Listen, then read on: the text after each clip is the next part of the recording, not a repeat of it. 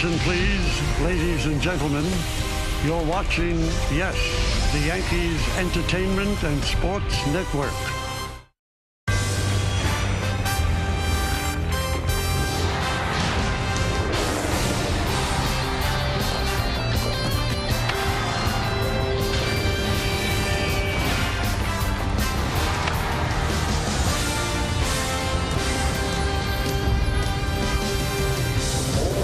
A lot of MVPs in the house. That man has one.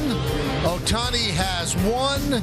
Trout has three. And we have ourselves quite a series. And it is time for baseball. As the Yes Network presents New York Yankees baseball. It's the Angels against the Yankees. The first game of a three-game set from Yankee Stadium in the Bronx, New York. Hello, everybody, and welcome to Yankees Baseball, along with Paul O'Neill and David Cohn.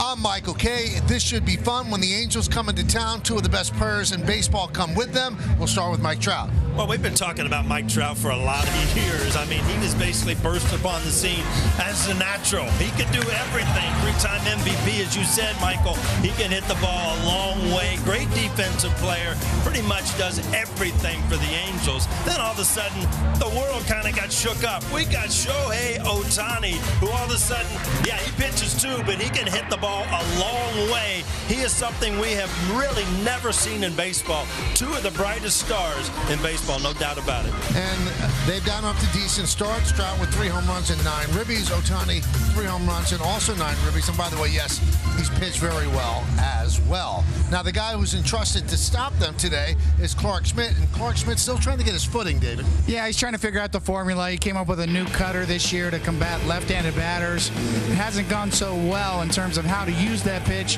when to use that pitch, but he has a lot of talent. He can spin the baseball. His slider curveball combination are really good. He has swing and miss stuff. The problem is that when he starts to miss over the middle of the plate, he's not getting the ball back this year. As you can see, there's some quick damage. That has disallowed him from getting very deep into the games. Only 4 innings his last start out. Needs to find the right formula, needs to get a little deeper in the games. Will continue to get shots, though. All right, so he's done well with the sweeper, but the highly vaunted cutter, we talked about that all spring training, was going to be a difference maker. It has not been. Hitters are 9 for 14 against him with 2 doubles and 2 home runs, so he has to tighten that up. Now, he has a second baseman behind him as the defense gets tight, and that's Oswald Peraza. Making his first start since being called up, Meredith Barakovich talks to the Yankee manager, Aaron Boone, about what he likes about his young infielder.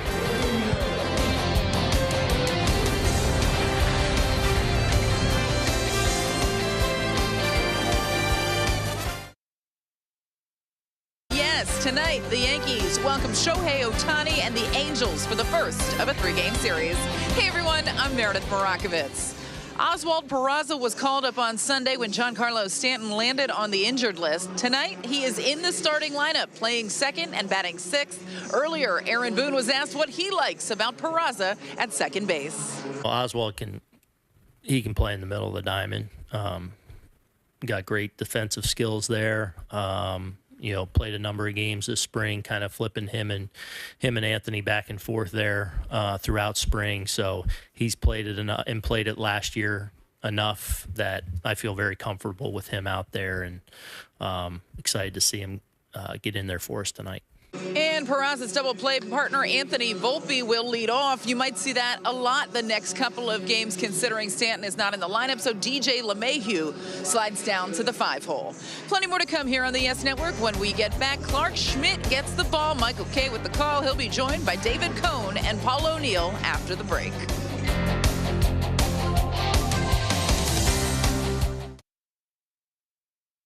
Pitch and hit the same time. He was a pitcher and he was great first. Then he became a hitter and occasionally pitched. This guy's doing both on a full-time basis and just setting the world on fire. That's how great he is. Let's take a look at the entire Angels starting lineup, brought to you by TikTok. You've got Taylor Ward, the left fielder, leading off. Ohtani will DH and bat second. Trout's in center field, hitting third. Anthony Rendon plays third base. He'll clean up. Hunter Renfroe in right field will bat fifth. Batting sixth and playing first base, it's Jake Lamb. Former Yankee Gio Urshela. He's the second baseman. He's going to bat seventh. Batting eighth, playing shortstop, Zach Neto. And then Logan O'Hoppe, kid from Long Island. He's going to catch, and he's going to bat ninth. And that lineup is going to face the Yankees' Clark Schmidt take a look at the numbers on Schmidt. 3 starts, nothing and nothing is the win-loss record, 8.44 ERA. Let's check out the Nissan pitcher scouting report. Well, Clark Schmidt indeed towing the slab and the boogie down tonight, and on the scouting report, it's going to need more than 4. It's 4 innings pitched.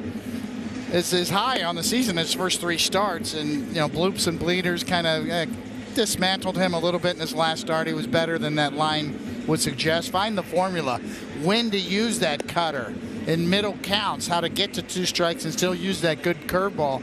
He still has a very high spin rate on his curveball. I still believe that's his best pitch.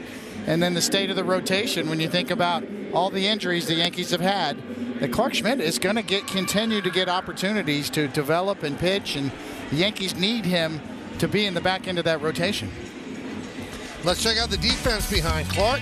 Hicks is in left. Isaiah Conifalefa is in center. Aaron Judge back in his normal position right field. In the infield, LeMahieu's at third. Volpe at short. Peraza making the start at second. Anthony Rizzo at first.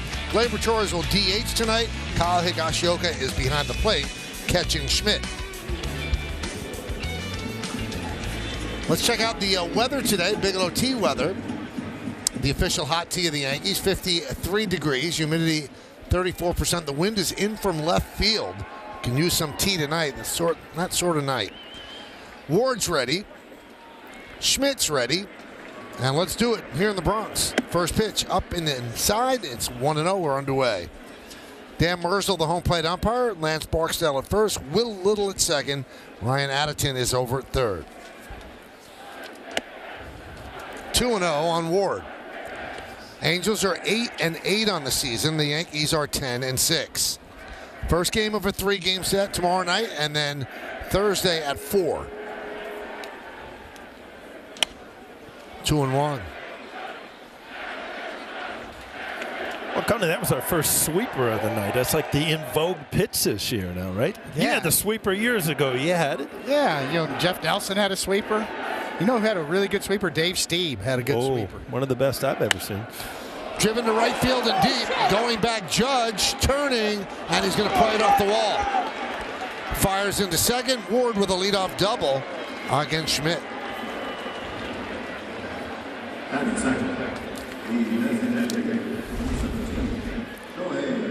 A ball away, gets a good piece of it, but Aaron Judge kind of playing towards the gap. Couldn't get over to get this before the wall. Good start for the Angels. Good shot there on our super shot. Kind of let the ball travel, get deep. There's Ohtani. He's going to be a free agent at the end of the year. Might be one of the most pursued free agents of all time. As the kids like to say, he's going to get his bag.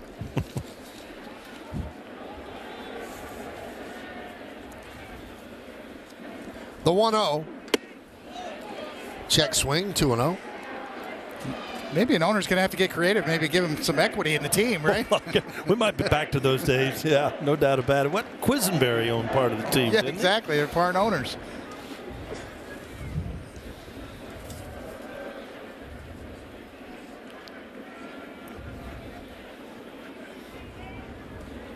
The 2-0. Driven deep to right center field. Judge turning, looking. See ya. A bullet home run into the Yankee bullpen for Ohtani. And just like that, Angels lead 2-0. Well, Coney, you were talking about it in the pregame. When he misses, he's not getting them back. And Ohtani has that sound as Judge does, as Trout does. There's no reason. I don't know what kind of hat we got working here, but it's got 2 points on the board so far.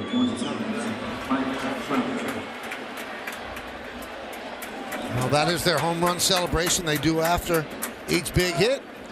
His 8th home run in his 18th game against the Yankees. Here's Trout. 1-0. You know, Coney, with the new analytics and wanting to get guys extra at bats, I mean, you look at the difference of the second hole hitters now, this day and age, than, you know, back when you were pitching, it was a guy to move a guy over. Now you've got Judge, you've got Ohtani. I mean, the star players are hitting second now. Yeah, that was a face-melting line drive from Ohtani.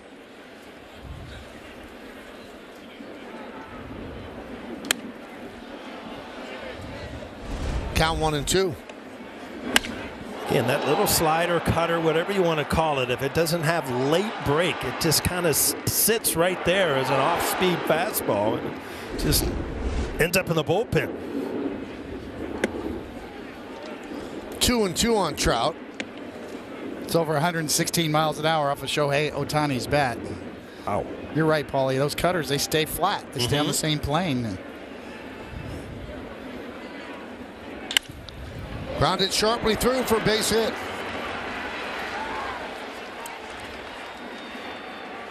Double home run and a single, so a bad beginning for Clarke Schmidt. Very weird way of hitting, but I tell you what, it works for him. He has great balance, great strength, and he just kind of lifts the ball right at contact and just hammers it. Yeah, we actually saw him take BP on the field, a rare occasion for Ohtani today, and launch one. He almost hit one off the scoreboard, straight center. Paulie and I were watching it. He only went one round. Yeah, that's what we were kind of joking about. I mean, usually the first round you're getting loose. I mean, his first swing, he went the other way in the seats. He is the unicorn. So, Meredith, what's the story behind the hat? Well, it was inspired after Team Japan won the WBC. If you remember back to last year, they had a cowboy hat that they would wear after hitting a home run. Well, Shohei Ohtani thought, what better than a samurai warrior helmet to really make it a little special this year. So he purchased that for $2,500 from somewhere in Japan. They didn't take it on the first road trip because of the weight and size. They weren't exactly sure how they were going to travel with it, but clearly they figured it out for this one. And Shohei wearing it here in the first inning. Wow. $2,500. That sounds like $25 from CF Chang's or something, you know? Wow. And Michael, in case you were wondering, it is called a kabuto, a custom-made kabuto. Wow. Crouching tiger, hidden dragon. It's pretty in-depth, Meredith. That's you got to keep that stuff in case we need it later in the game. I know, right? And there's actually a lion on top of it, too, that you saw. It's pretty cool. Yeah, I thought for sure it came from Spencer's Gift at the mall. But you might have been able to get it for $25 there. there you could, yes. High fly ball, left center. Hicks is there and retires Rendon for the first out. Connie, you've always said that first inning, you know, sometimes can be the toughest to kind of get your feet settled on the mound. And, you know, if you're Schmidt, you get a little shell-shocked, right? I mean, the first guy double, next guy home run, Trout hits a bullet, you finally get an out. And you relax now? Yeah, that helps. Certainly get that first out of the way. Try to get out of this inning. Keep it right there.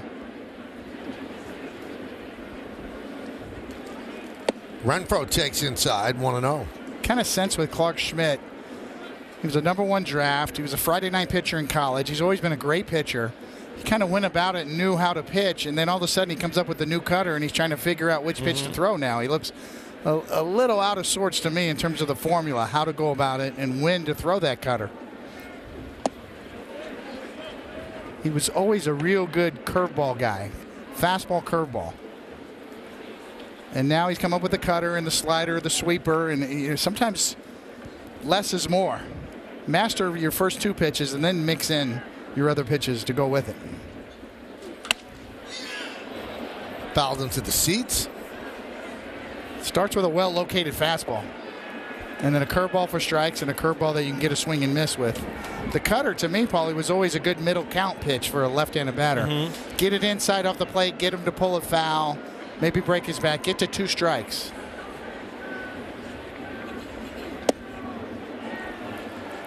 Three and one. And when you break that cutter down, Coney, probably if it's thrown correctly, like Mariano's, probably the hardest pitch to hit as a hitter from a righty. But a bad cutter is such a great pitch to hit. It just sits there.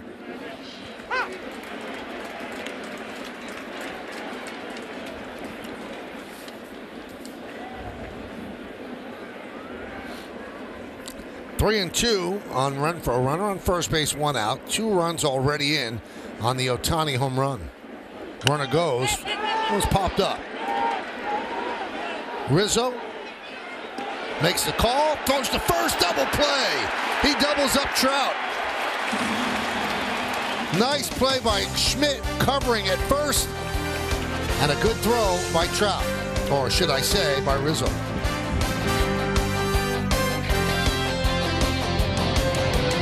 Tip-top, Volpe leads off, Judge second, Rizzo third. Middle of the order, Gleyber Torres at DH, then LeMahieu and Peraza, who's playing second. Bottom third is IKF in center, Kyle Higashioka behind the plate, Aaron Hicks in left batting ninth. And the lefty, Jose Suarez, on the mound for the Angels tonight. It's been a little bit of a tough start for him. You've seen his first 2 starts there. He's giving it up a bit. Only 1 walk, though. He's always had good control. In our pitcher scouting report, brought to you by Nissan. Slow out of the gate this year. We saw those numbers, his first 2 starts. His slip and slider. Slider was his best pitch last year. Opposing batters hit 153 off of that pitch. This year so far, 538, 7 for 13. So that's a pitch to watch tonight. And kind of like the Yankees, the Angels are a top-heavy rotation, obviously with Shohei Ohtani leading the way.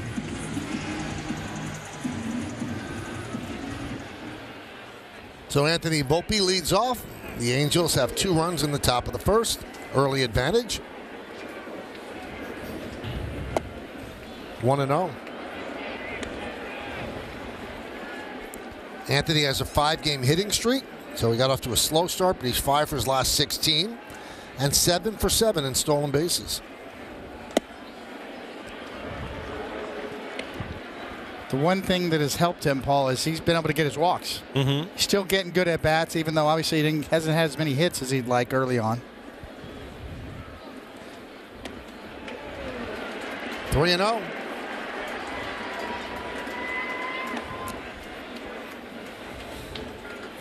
You were talking about Suarez kind of being a slow starter, and if you look at Volpe's numbers, even in the minor leagues the past couple years, he always gets off to kind of a slow start and then really hits his stride and finishes strong.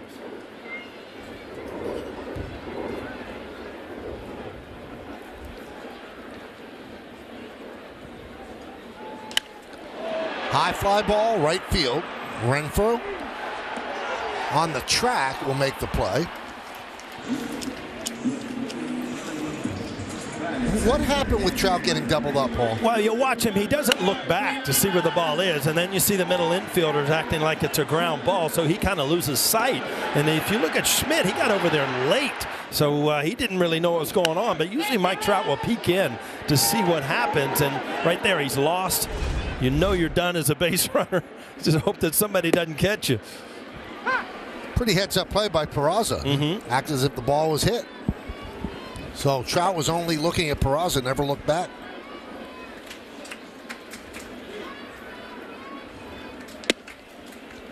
Oh, 2 on Aaron Judge. It's part of baseball, right? Baseball players will lie to you. They cheat, Oh, yeah. lie. Stealing's part of the game.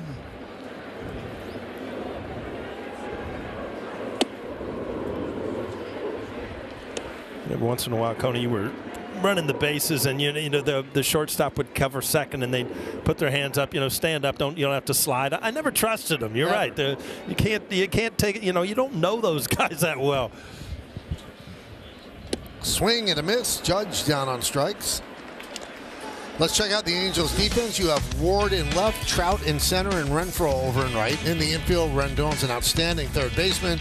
The new kid, a rookie, Zach Neto, is the shortstop. Gio Urshela, you know him at second. Jake Lamb's at first. Logan O'Hoppe is behind the plate. Jose Suarez is on the mound. Here's Anthony Rizzo.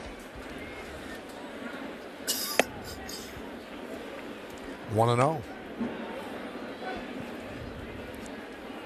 Rizzo off to a great start. 4 homers, 9 ribbies. OPS approaching 1.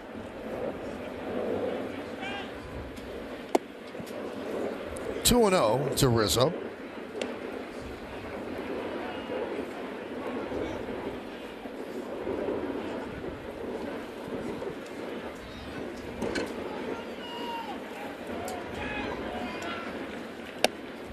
There's a strike, 2-1. Now, even though it's a little bit of a cooler night tonight here at Yankee Stadium, the wind is blowing out. The ball is carrying. We saw that in batting practice. Saw it with Shohei Ohtani's line drive that jumped in the bullpen. 3-1 on Rizzo.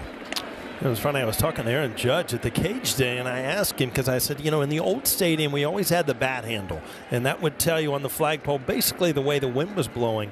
And he said, I always look at the American flag in right field. That was the true meaning to me as a fielder, because if you look at the flag in right field, it's going straight out. The other flag here in left field is coming across, so it kind of fools you as a player on which way the wind's blowing. And the one over the grandstand in right field, as Paul mentioned, is flapping in a different way. Mm-hmm. All right, the keys to the game brought to you by your local Kia dealers. What's up? Well, we know the Stars are out tonight. All eyes are on this series. I mean, MVPs all over the place, and certainly Giancarlo Stanton being out hurts a bit, but the bright young shortstop's really something to watch there. Fly ball left field, and that's going to fall in for a base hit. Ward can't make the play. That's going to go into the corner. Rizzo's going to round second. He's thinking about third, but Ward recovers, gets it in. It's a 2-out double for Rizzo. Well, that's the problem. When you dive as a corner outfielder, there's nobody to help you if it gets by. And this is just one of those dunker hits. Kind of slaps it the other way. Ward not able to get to it and made his mind up. He was going to go for it.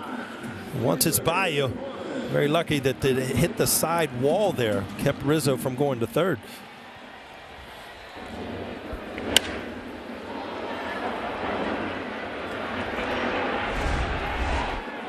Here's Torres, 1-0. Yeah, I mentioned the two young shortstops on our keys to the game. You see Glaber off to a good start too with his numbers.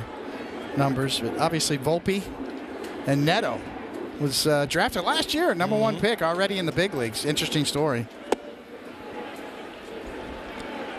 Kind of feel like the Yankees bullpen's in better shape than the Angels right now. The Angels had a long day yesterday, and Patriots Day at Fenway, and the Yankee bullpen with Cole's shutout piece the other day ago and an off day gives the Yankees the advantage. 3-0 on Torres. Yeah, I was talking to your first roommate, Mark Gupazza, who does the announcing for the Angels, and they were saying yesterday before the game, the Red Sox said there's no rain, and that they started Ohtani. He only got 2 innings in, and then they had, what, 50-some minute break, and so he only threw 2 innings. He's going to go again on Friday. 4 straight pitches out of the zone, so Gleyber Torres walks. That brings up LeMahieu. There's Gooby and Wayne Randazzo, long time with the Mets on the radio side, but got the TV gig with the Angels. Great guy. Michael, you got to figure Coney and Gooby, they got some stories. Roommates, first time in the... Yeah, but stories they can't tell. Exactly. We might get a few between innings. You never know. Not on the air, though. Here's LeMahieu. 1-0.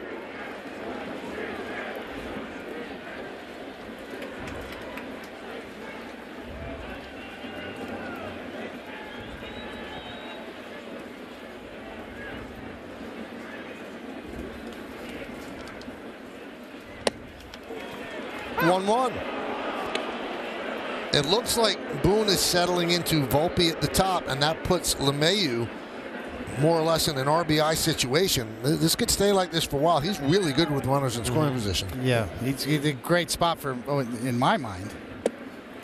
Yeah, that's why it's so important. I mean, for him to be healthy, he can hit leadoff because he hits 300 when he's healthy. But these are great situations for him. 2 outs where a base hit can drive in a run.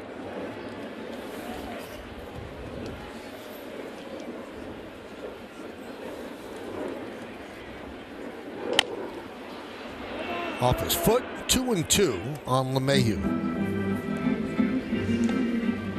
And he got his gold glove earlier, and Trevino got his gold glove and his platinum glove.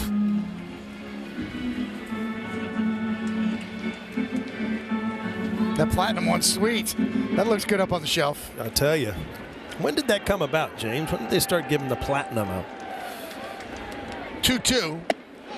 And the platinum goes to the best fielder overall in baseball, not just a specific position. And LeMahieu got the first American League utility gold glove, not for one position, but being able to move around and play each position well. And the platinum glove debuted in 2011. Runners go. 3-2 is high, and that loads the bases for Peraza.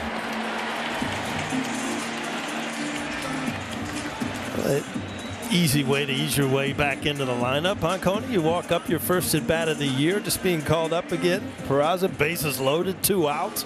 No pressure. You get a hit, you get to stay. Yeah. There's Matt Wise, the pitching coach, to talk with Suarez. Now, it was a 3-man battle for the shortstop position in spring training. IKF, Peraza, and Volpe. And Volpe easily had the best spring training and worked his way to get that job. Peraza was sent down, but he got called up just the other day with another injury when Stanton went down. And they're not going to move Volpe off of shortstop, so they're going to put Peraza at second, and they're DHing Gleyber Torres. And they could DH Peraza as well, but today gets to start at second with the bases loaded now and 2 outs. 1-0.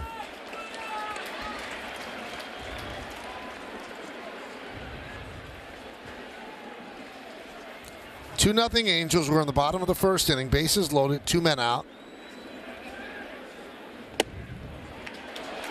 Suarez not throwing strikes, 2-0.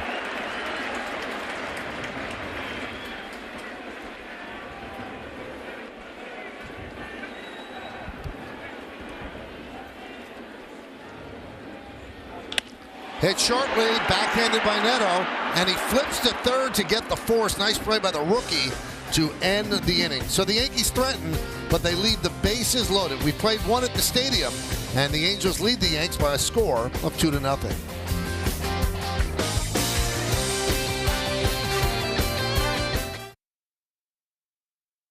Brought to you by Montefiore Einstein, the official hospital of the New York Yankees. The latest on Rodon, 15-day IL with a left forearm strain. He threw a bullpen yesterday, but he experienced back soreness. He's going to undergo test, and whatever prism that you view that, Meredith, that doesn't seem like it's great news. Definitely not great news, Michael. This is a guy that they thought that they would have back at the end of April, and now that's looking like there's no way that's going to happen because he's going to need to get completely stretched out as a starter. They kind of dialed it back a little bit as far as his throwing program is concerned. When that back issue popped up for the first time, they thought it was just a one-time thing, but after throwing and feeling it again, they're going to send him for those tests. So the Yankees are keeping their fingers crossed that that is not anything major. Now, Luis Severino is making some progress. He threw a 35-pitch bullpen session yesterday. He'll face hitters for the first time on Thursday. Harrison Bader was out earlier today as well, doing some baseball activity on the field. He'll likely start his rehab assignment Friday or Saturday, and Josh Donaldson is actually on a rehab assignment right now with the Somerset Patriots. If that goes well, there's a good chance he could be back in the lineup tomorrow. Now, the back issue with Rodon first cropped up, and I believe it was on Sunday, that Aaron Boone said, yeah, it just slept the wrong way. So are they a little bit concerned about this now? I think anytime it comes back or lingers and they're sending an athlete for tests, that's a problem. They certainly are a little bit worried about it, or they wouldn't be sending him to get an MRI. But they do not think that it's anything that is going to keep him out an extreme amount of time, but they want to be sure before they ramp things up with him that he's okay and there's nothing structurally wrong there. Thank you, Meredith. 1-1 count on former Yankee Gio Urshela. There's Matt Blake and Aaron Boone. Now, last time out, Herman pitched very well.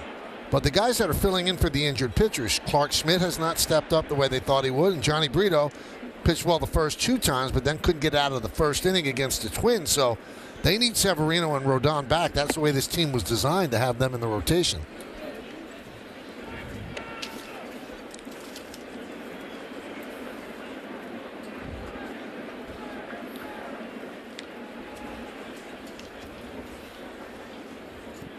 Two. 3-2 on Urshela. Now, I looked it up. 3 years with the Yankees, Urshela hit .292 in 291 games. He played very well for the Yanks. He was part of that deal with the Twins that brought Donaldson and IKF over to New York. Swing and a tip into the glove of Higashioka, 2 away. Yeah, Michael, to your point, Urshela is a good, solid player, great defensively. He's kind of moved around the field now, and now with Neto up, he's kind of moved over to second. He was playing some shortstop. You knew him as a third baseman with the Yankees. Off to a good start at 327 coming into the game. So he's just a good, solid player. But, you know, when you trade guys to get other people, you usually have to trade pretty good players.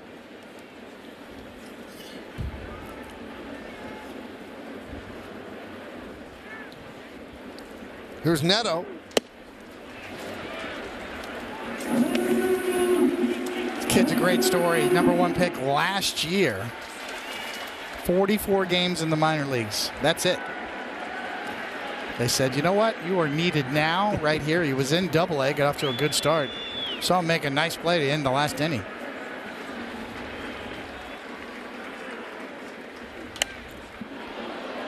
Popped up. Rizzo gives it a look. You know, I don't know what it is, Coney, but you see a lot of guys coming out of college, coming out of high school, and, you know, it's a year and a half. You know, in the old days, it was 4 years. It was 3 years. There was no way that I was ready to come to the major leagues after 44 games in the minor leagues. Can you look back at there, you think you were ready, but you had no shot back then, right? No way. He obviously was drafted out of college, so he's 22 years old. Now, how's this for an odd occurrence? He was just named, just now, the Southern League Player of the Week while he's up in the big leagues. In 4 games for the Trash Pandas, he was 9 for 18, 3 home runs, 9 ribbies, and 3 stolen bases. Trash Pandas? That's their name. Wow. That'd be a good stumper there. I would have never got that one, Michael. The Trash Pandas. I wonder what the hat looks like.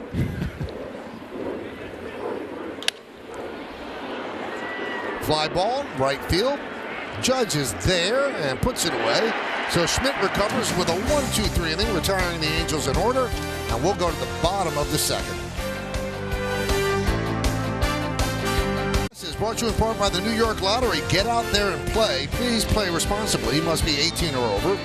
And by FanDuel, make every moment more. Through the years, with the original stadium, which opened on this date, 1923, that opened in 1976 as they refurbished the old place, and this one in 2009, and that was christened with a World Series.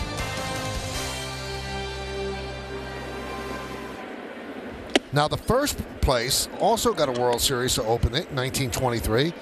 The middle place, 1976, they went to the World Series but were swept by the Reds, and then 2009, the Yankees won the World Series against the Phillies.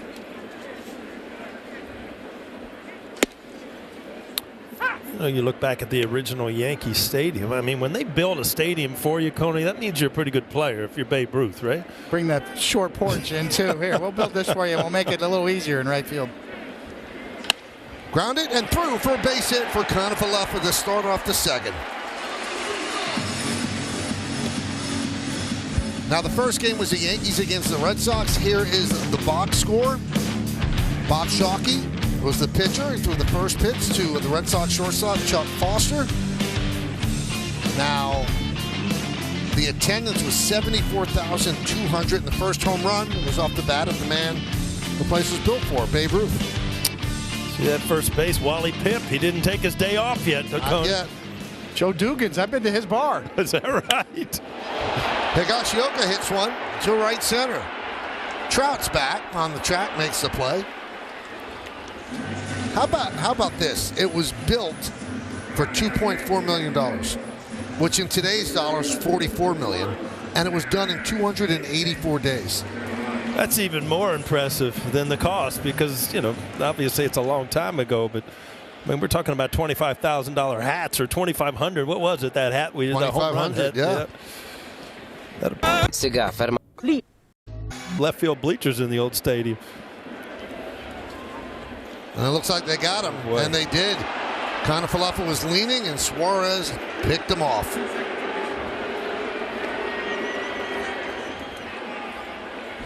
Suarez quick, moved really quick as a runner. When they come at you quick, you lean.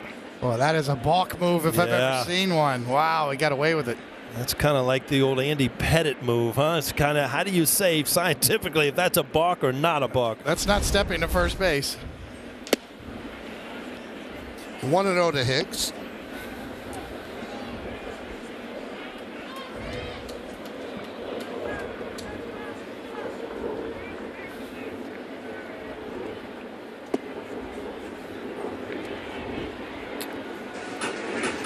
we'll see what tonight brings with Aaron Hicks at bats. But he's really struggled our last game we did together, Michael. And kind of heard it from the fans. And obviously, as a player, you start to put a little more pressure on yourself to try to force things. And that even makes it more complicated. You know, Boone was asked about that after Sunday's game. He said, I don't think the boos affect him. He said, you know, he knows it's part of the equation now. But how could it not? Because they got really loud on Sunday after he struck out for the third time. 2-2. I mean, they're not machines. You can expect them that they're going to come, and when they come, they still hurt.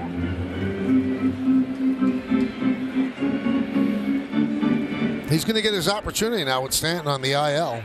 They need outfielders.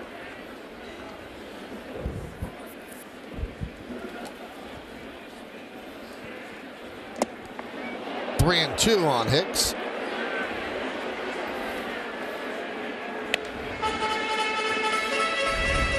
See, Suarez, like a lot of pitchers around the league, are trying to sweep their sliders nowadays. A lot more lateral movement. That one almost got a leg. You change your grip, Coney, or your release point? What is it? The grip that has a lot to do with the seams, how the seams are oriented. The study of the spin of the baseball is so precise nowadays, and you can really throw a pitch in the bullpen and get all the feedback you want, pitch to pitch, and see the sort of break that you're trying to design.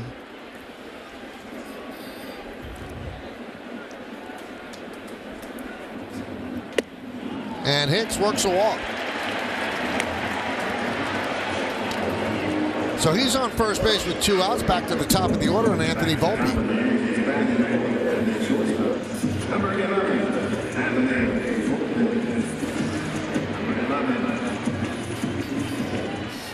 Volpe with a fly ball to right in the first inning.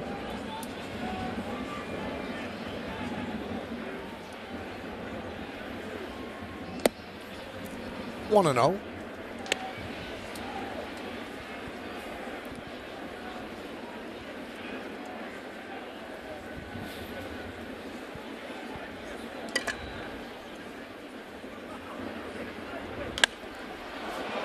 High pop up, right side. And that makes the seats.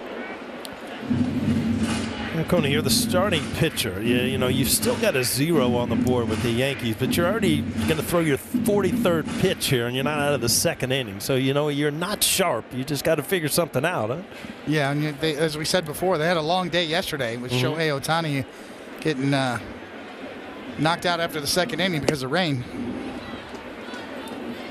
It's always tougher to me, too. The West Coast teams that come east, you lose the 3 hours in travel. Takes you a while. You're a little jet lagged. You had Patriots Day yesterday and I think 11 o'clock start or whatever in Boston. So scheduling, they're up against it a bit. Conversely, when we went out west, you gained those 3 hours. Yeah. That was always great. Obviously, always coming back east is the tough part. The only thing, and it has changed, and the old days, the only thing I didn't like about the West Coast is you would go out for 10 days. You'd play all 3 cities, and that is a long road trip. A lot of times you'll see, you know, maybe Texas and then California and then back. You know, it's not go out, hit all the cities. It usually costs you an extra trip to the West Coast, but they're not nearly as long.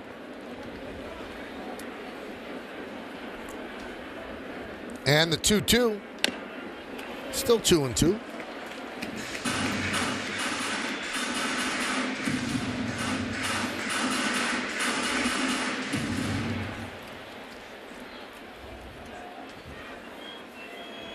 So you talked about the Angels, their top-heavy rotation. Ohtani and Patrick Sandoval, an 0.80 ERA together. All the rest, 6.34. So Volpe has worked the count full. That releases Hicks at first with 2 outs.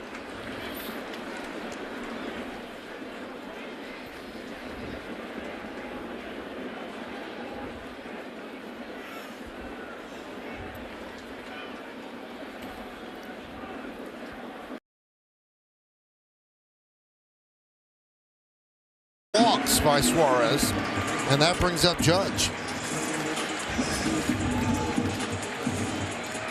You're kind of really testing yourself here, Coney. When you throw an off-speed pitch to Volpe 3-2 and walk him bring Aaron Judge to the plate. That's you kind of got to scratch your head. Saw the look on Phil Nevin's face right there. If looks could kill.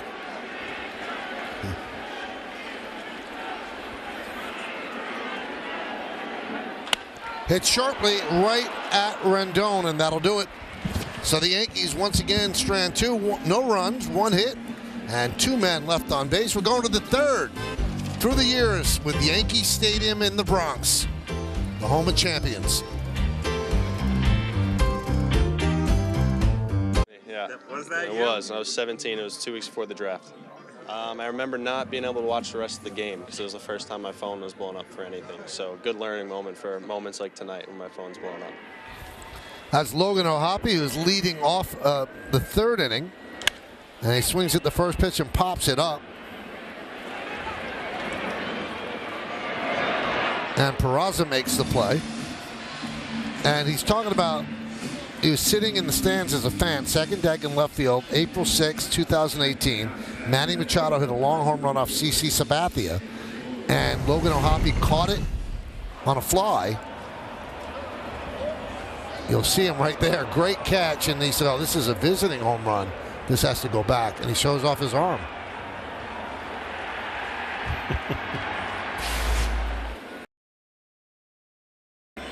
And there's a strike to Taylor Ward. It's a heck of a grab. One hand, bare hand. Nice. Yeah. Left hand.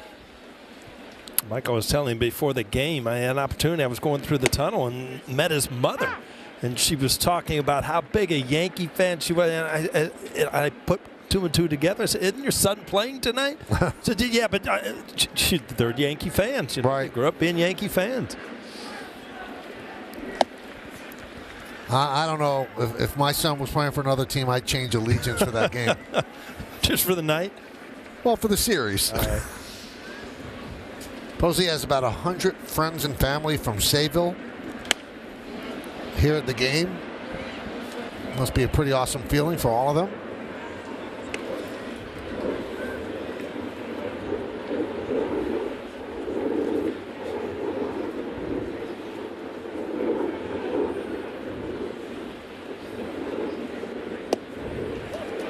He went to St. John the Baptist and led them to the Catholic League Championship in 2018. Then he was chosen by the Phillies that June in the 23rd round of the MLB draft. The Angels got him from the Phillies in July of last year for outfielder Brandon Marsh. As Ward goes down on strikes. That's going to bring up Ohtani, and let's check out the Genesis hitter scouting report. All right, make sense of this, Paul. I mean, he is one of a kind. I mean, there's something that you just don't see. He's phenomenal. There are not enough words. I don't know. He's got 8 home runs in 18 games against the Yankees, and oh yeah, he pitches too, and he's really good at that too. But what's next? That's the big question. Ohtani is a free agent after the year, so start the bidding war, I guess.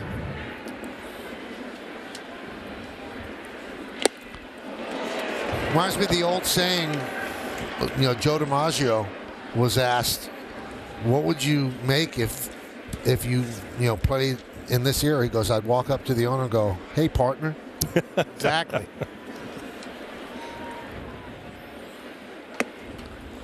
Two and one.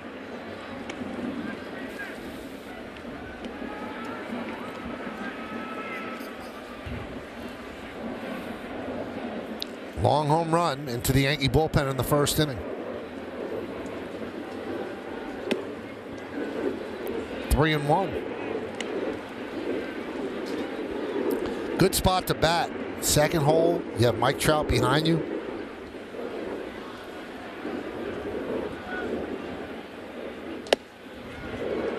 Tried to buy a walk there, but Dan Merzel was not buying it.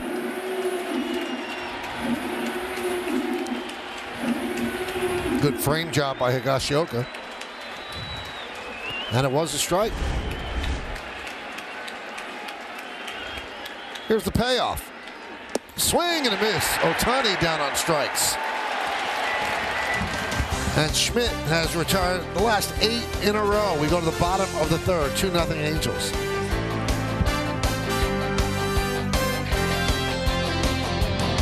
By Sage, this was a pretty famous at bat, David. Well, when you talk about high intensity and two teammates going at it, I really appreciated Shohei Ohtani. That pitch right there. Here you go, partner. There's your chance. That was the one pitch to hit. Not going to get another one because that is filthy to end that game and a legendary at-bat in the WBC. That's going to bring up Rizzo here in the bottom of the third, and he lines one foul.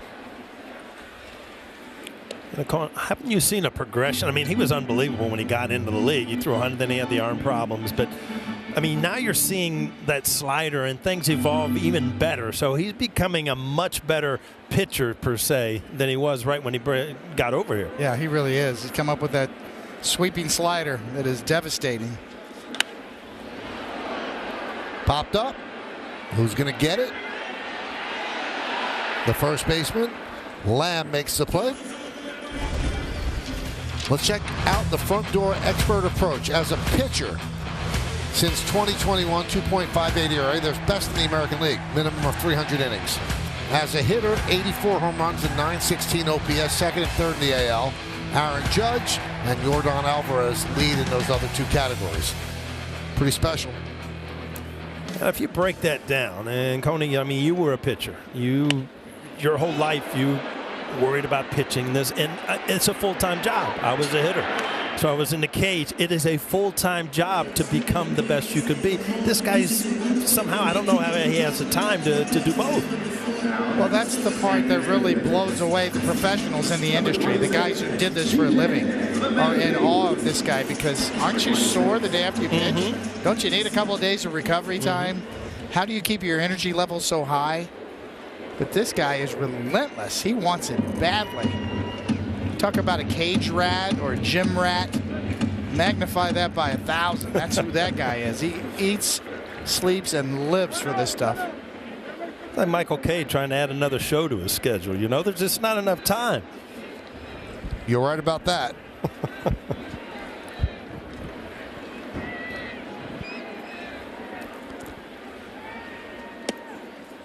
And there's a strike to LeMahieu. He walked in the first inning. 2 quick outs for Suarez here in the third. Angels lead 2-0 on the first inning. 2-run home run by Ohtani. Let's take a look at Dan Merzel behind the plate. He's considered pitcher friendly. More outside strikes on right-handed batters. Dan's in his 4th big league season. Ah, the marvelous Mr. Merzel.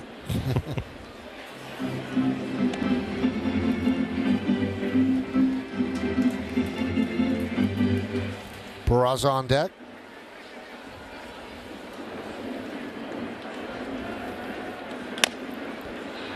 Still 1-2.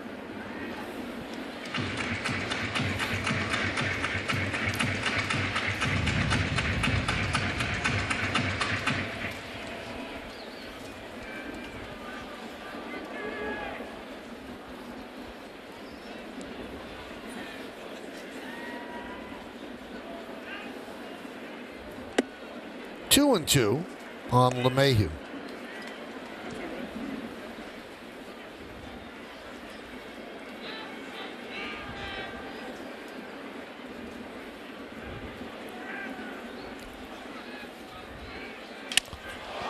High fly ball left field. Ward will put it away, and the Yankees go down in order 1-2-3 against Suarez. We're going to the 4th. It's 2-0 LA.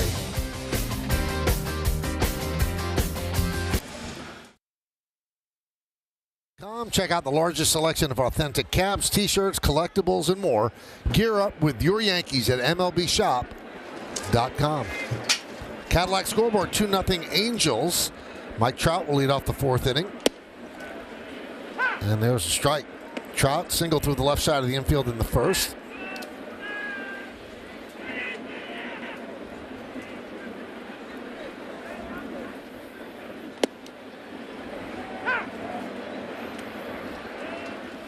...2012 Rookie of the Year, 10 All-Star games, 9 Silver Sluggers, .303 career average. Pretty good resume so far, huh? Lined and a base hit. That'll go into the corner down the left field line. Trout rounds first. He'll head to second. A leadoff double. As soon as I say that, you show how you see how he got there. I mean, Mike Trout, ever since he got to the major leagues, has been doing things like this day in and day out. Another one of those balls that just kind of sit there. Coney does no break off the plate at the end, enables Trout to just hammer it right down the left field line. So he's at second. That'll bring up Rendon. Right wrist injury last year. He had season-ending surgery in June. He's in the fourth season of a 7-year, $245 million free agent deal that he signed.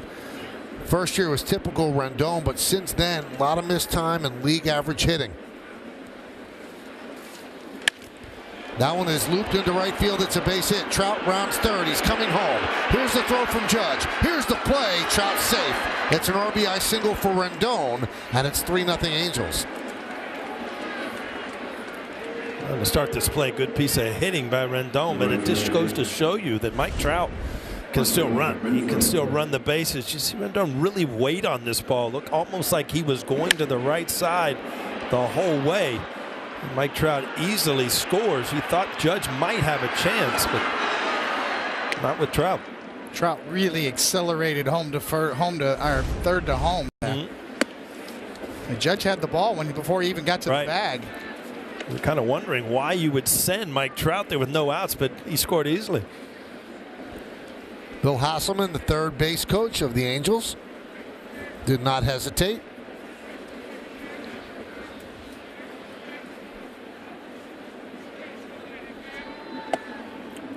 Off the glove of Higashioka, but Rendon stays put. You know, as you look at Mike Trout run, I mean, you see that, you know, he can still motor, but he's pretty much taken the stolen base out of the game. I mean, there were times he had 49 stolen bases in 2012. Since 2020, he has 4. He doesn't run anymore, and it's probably to, you know, to save your body. You're a center fielder. You know, you're a home run hitter. This lineup needs you. That one's inside third and down the left field line. Rendon heads to third. Hicks digs it out in the corner. Hasselman waves him home. Here comes Rendon. The throw is not in time. It gets past. And moving to third on the throw is Renfroe. And it's 4-0 Angels.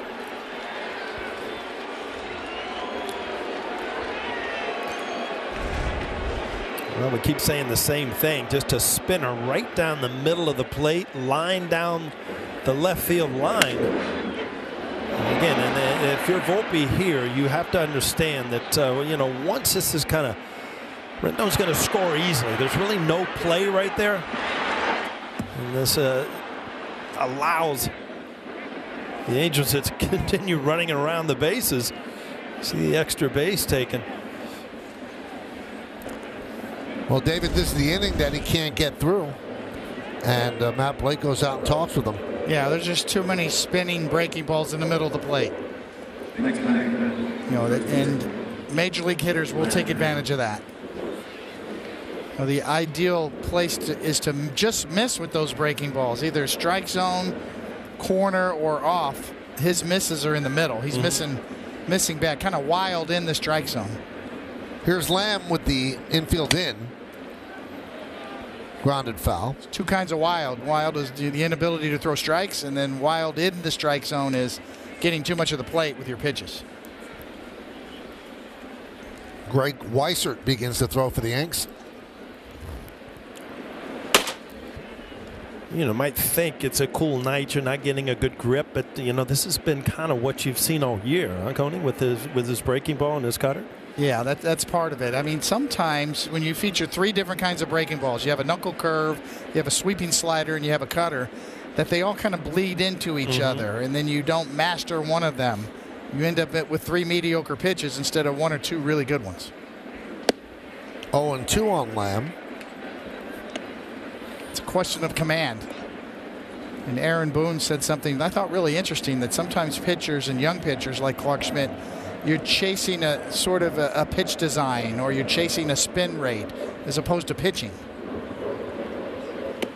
You know, all these pitches may look good when you measure them with the new metrics, or you're in the bullpen and you're looking at spin rates or the vertical or horizontal break, and you can say, boy, that's pretty. That's a great design pitch. It's a big difference between doing it with a hitter in the box in the middle of a game and getting it in good spots. Swing and a miss. Lamb down on strikes. Well, that's more what you're talking about. That's not the cutter, that's the knuckle curve. But this is in the strike zone and then out of the strike zone. So you get a swing and a miss instead of a ball heading towards the fence. To me, this is why he was a #1 draft right here. This pitch. It's over 3,000 RPMs. It's tight spinning. It's a swing and miss pitch. To me, that's the pitch you should use more. Infield still in. Fly ball down the right field line off the bat of Urshela. And Judge goes into the corner. He can't make the play, but it's a foul ball.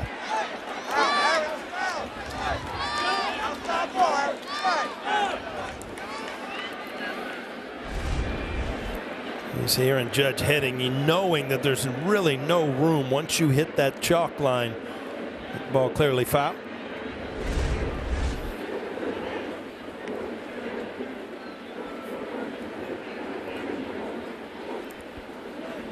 Urshela was playing short before they called up Neto.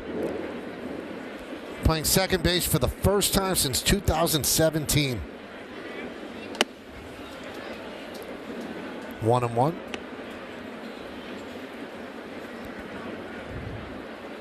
One thing Gio's always had is great hands. He can catch it and he can throw it.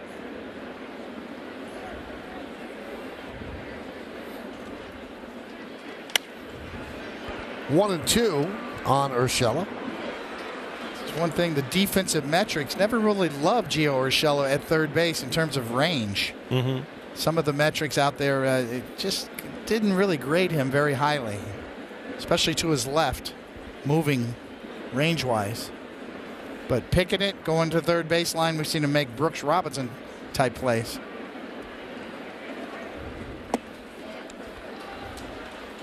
Well, in 2019, he kind of burst upon the scene for the Yankees, and Duhar went down, early season shoulder injury, and Gio stepped in, hit .314 with 21 home runs, and became the regular third baseman.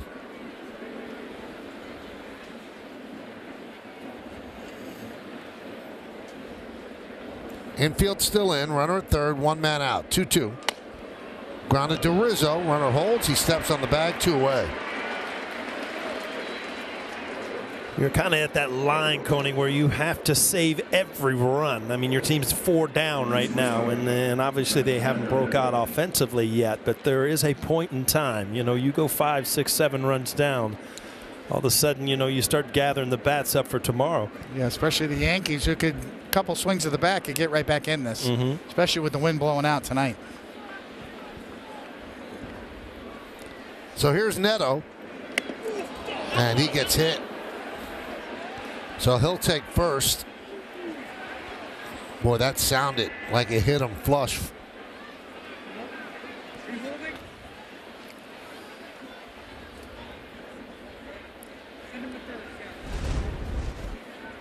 Yeah, the two-seamer up and in, and yeah, it just hit the back under padding of a hand, and you just hope that it missed that bone right on your wrist. I don't know. It hit the knob. That's what Aaron Boone was kind of thinking about asking. Is he? Oh, yeah. It's a good acting job by Neto. You still feel that, though. Even New if he York did catch is challenging the call on the field of the hit by pitch. It looked like it grazed the hand first to me. Then it hit the handle, or the underside of the handle of the bat. But at this angle, it looked like it grazed the hand, yeah. Let's listen.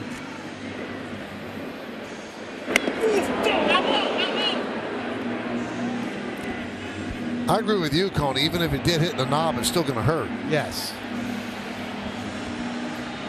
Is it enough to overturn it? We'll see. Crowd reacting, thinking that it hit the knob.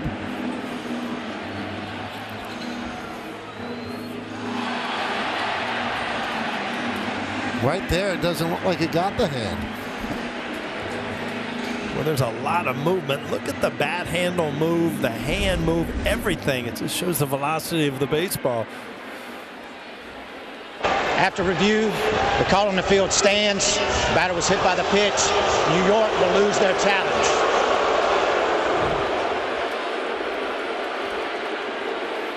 Well, they lose the challenge, and Clark Schmidt loses the ability to stay in the game because, as Paul said, I don't want to give up any more runs. So first and third, 2 men out.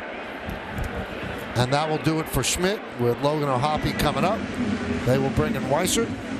Another difficult start for Clark Schmidt. He came in with an 8.44 ERA, knocked out with 2 outs in the 4th.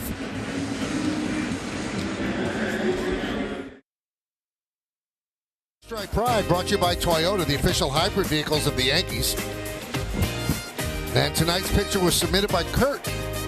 He spent Sunday at the stadium watching Garrett Cole shut out the Twins. What a performance. 2 hits. Complete game. Use the hashtag Toyota Pinstripe Pride. Mention yes in pictures you post to social media. To reflect your love for the Bronx Bombers, we might spotlight you in a future game.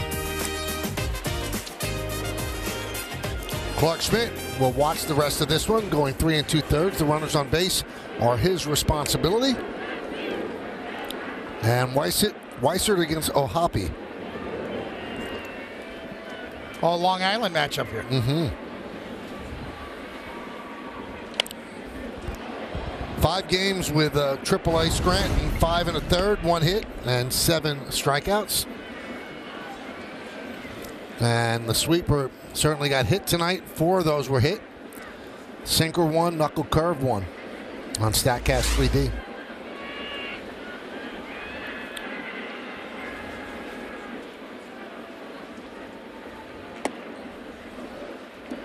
One and one.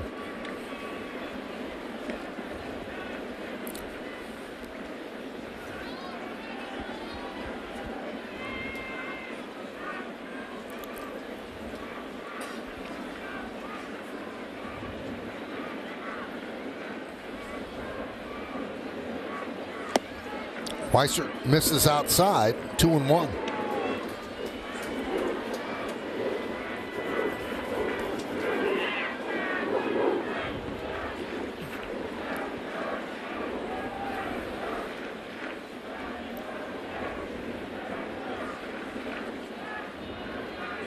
Way outside, 3-1. Weiser did not make the team out of spring training, but when Aaron Boone told him he was going to AAA, he said, "You are going to help this team this year." And it was just a matter of when, so we got the early call-up after injuries.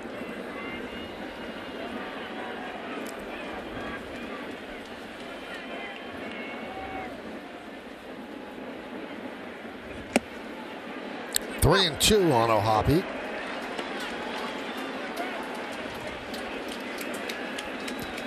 Four 0 Angels were in the top of the 4th inning. First game of a 3-game set. First and third, 2 men out. Neto will go from first. Fly ball, right side. Rizzo back, Judge coming over. Runs out of room, runs into the screen. I'm thinking the other day, Michael, we were talking about Aaron Judge in that first inning against Minnesota where they scored 9 runs. It was like a track meet. Right center, left center, right. He thinks, well, I'm back in right field. I got a little night off tonight, right? And IKF hasn't moved in center. Exactly. He keeps running towards that wall. They're going to put him back at center. Hold your breath every time he runs over close to that wall.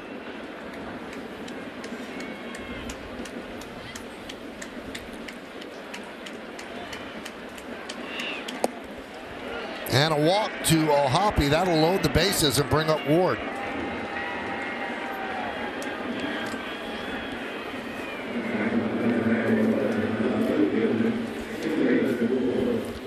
This is a big batter. You don't want that much of a separation. 4-0. Obviously, the Yankees have enough firepower. They can come back easily, but it makes it more difficult if you give up a big hit here to Ward.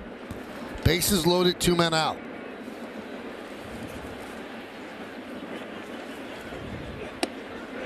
And a strike to Taylor Ward. He's 1 for 2, double to open up the game, then came around to score on Ohtani's home run, then struck out in the 3rd.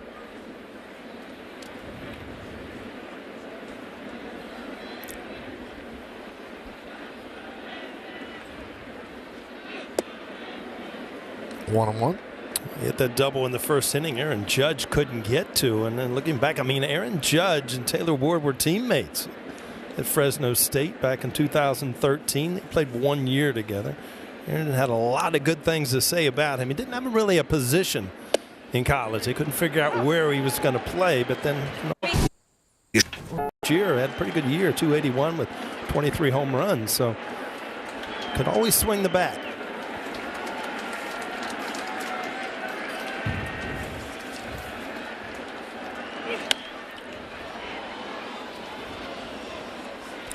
Well, he's out of Fresno State.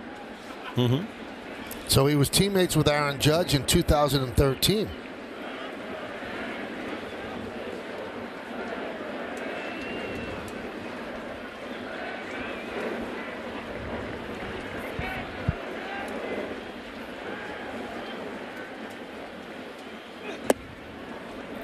Two and two on Ward. It always amazes me, Coney. I just saw the high target from Higgy, and then all of a sudden, you know, the ball was pulled way down low. I can understand a pitcher missing higher than high, but to miss a high target all the way down almost in the dirt, that's kind of hard to understand. Grounded to LeMahieu. Tough hop. He'll go the short way to get the force, and that will do it. But the Angels score two more. They leave the bases loaded. We'll go to the bottom of the fourth.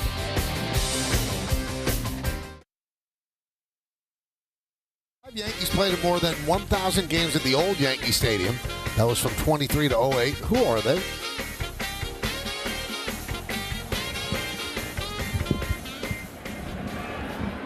Peraza takes outside, so now Suarez has a 4-0 lead here in the bottom of the fourth.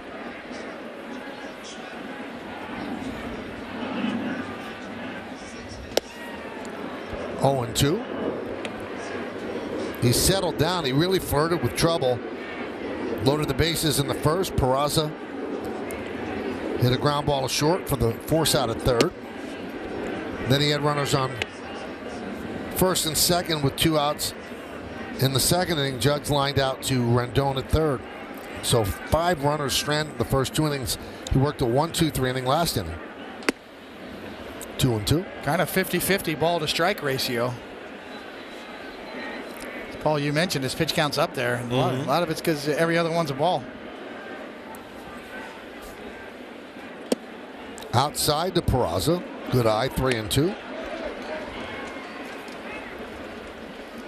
It's like he's kind of searching for that one pitch he can go to. You know, he's trying the changeup, he's trying the slider, he's trying to, and there's really nothing that he consistently is throwing for strikes.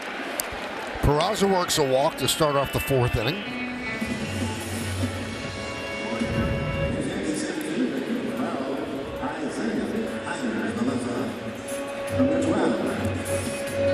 So that brings up Connor Falefa, who singled to left to lead off the second, but promptly picked off at first base by Suarez.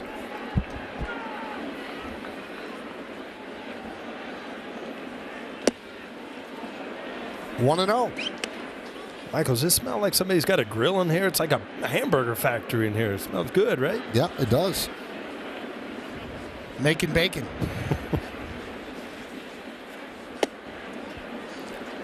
2 and 0.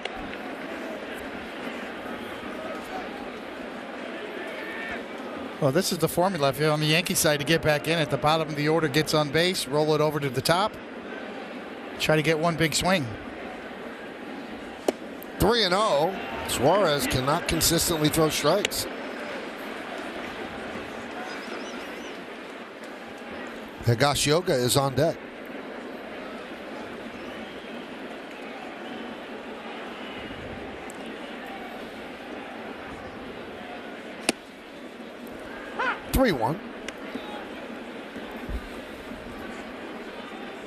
A lot of old school pitching coaches would fine a pitcher for having a 4-run lead and walking somebody to lead off an inning, especially with off speed. High fly ball. And the center fielder Trout makes the play.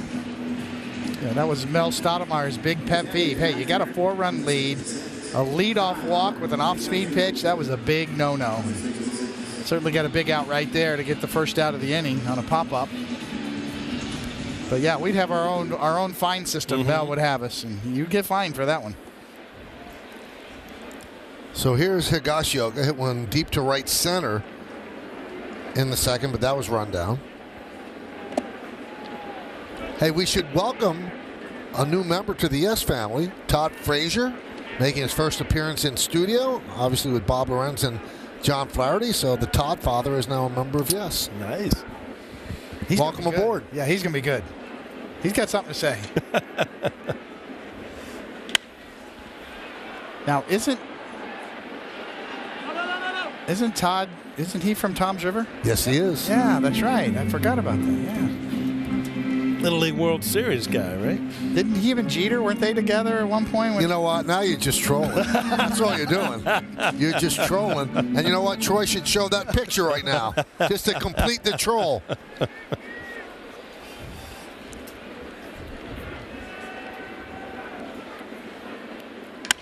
That one is ripped into left center field, and it is going to be in there for a base hit. Peraza will stop at second, a single for Higashioka, first and second with one man out. Yeah, Trout took a speed line towards the ball. Watch his break in center field, and then figured he can't get it, kind of peeled off. Peraza does a good job by not challenging anybody. You cannot give extra outs when you're down 4-0. Yeah, I thought this was a really smart play by a good center fielder. Because if you try to dive or make that play and it gets by you, you open up a can of worms here. You got a 4-run lead. You got one out. First and second. Give your pitcher another chance. Give your bullpen a chance to get loose, too.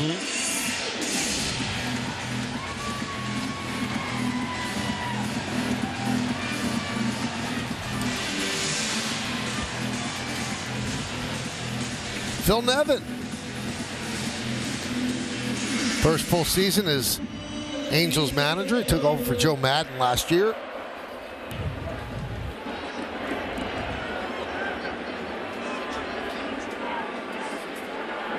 Here's Aaron Hicks, first and second, one man out. 1-0.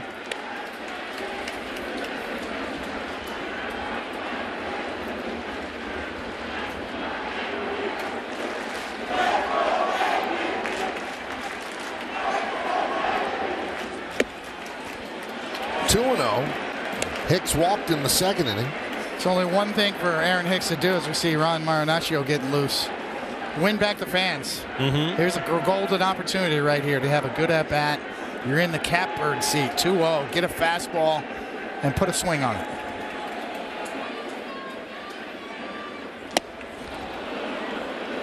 He tried, swung and missed, 2-1. He did everything, but you said Coleman made contact, huh? Looked like he was right on it, too. High leg kick. You see, he's just drifting a little bit. And then when that head moves a little bit, the bat drags a little bit. You just don't quite catch up to the fastball. 2-2.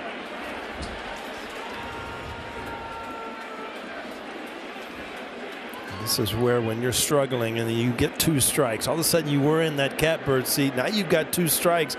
Now you're in panic mode because you know you're going to get booed if you make an out. 3-2 on Hicks. Wow, you talk about a tough pitch to take.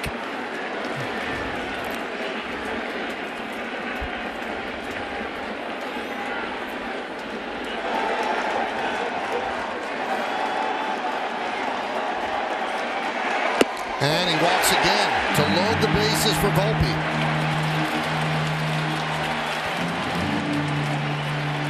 Phil Nevin's seen enough.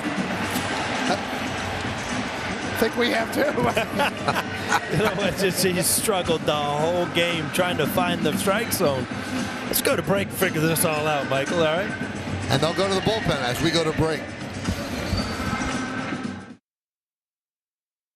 Business and community partnerships, community-based organizations, and AmeriCorps alumni for exceptional volunteer and service projects. NYC Service received more than 150 nominations for the 4 award categories. The mayoral service recognition attendees or awardees honored for exceptional service in 2022 are New York Yankees and Food Bank for New York City. They're honored with the Partnership Impact Award for an innovative partnership and service to a community. Through the partnership, over 150,000 meals were distributed to more than 21,338 New Yorkers. in the Bronx. For more information about the Mayoral Service Recognition Program, visit nyc.gov/service. Andrew Wantz against Volpe. Pitch outside. Almost jumped in to help you there, Michael. That was a long read. That was good stuff, though. Almost handed it off to you.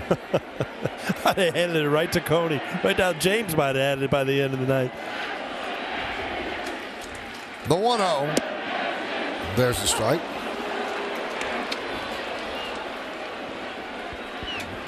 Peraza at third. Higashioka at second. Hicks is at first.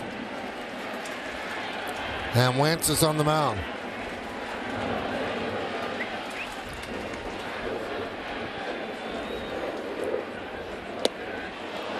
One and two.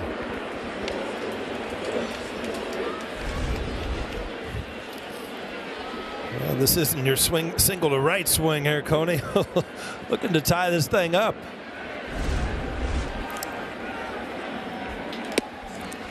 Love that replay. See the intensity of Luis Rojas, the Yankee third base coach. Locked in. John Dett. Yeah, at some point the Yankees need to take advantage of leaving a lot of base runners out there so far the first 3 innings. Fouled away. The first inning they had 2 outs and then loaded the bases. Second inning they were empty with 2 outs and had 2 walks. Suarez has kept trying to pitch. You know, I admire what he's trying to do, but at some point you got to get a lead and you got to go after some people. 3-2, and there's no place to put Volpe.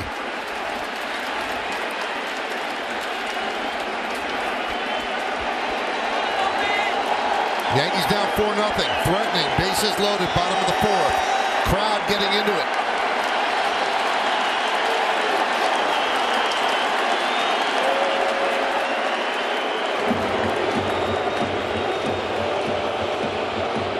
Wentz said he could not hear PitchCom.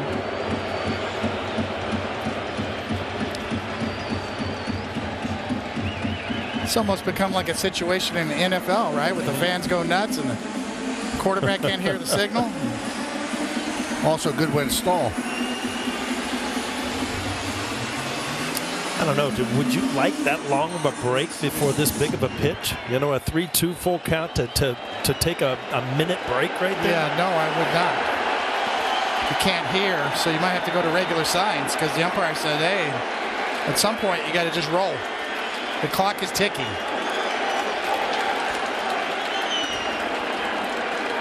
(3-2). They walked him. That'll force in a run. Yankees are on the board. It's 4-1 Angels.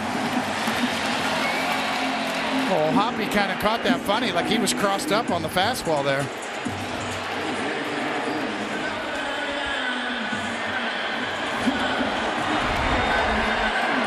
See here, what do you think he's looking for? Not that, as he adjusted at the last minute. Nice hands by Hoppy back there.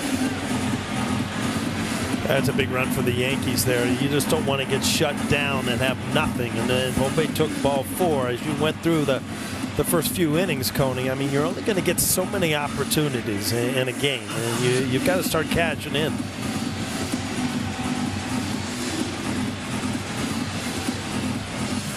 Let's take a look at the Yankee leaders, brought to you by Citizens Made Ready. The WAR leader since 2021, Ohtani 20.2. Now that's pitcher and hitter.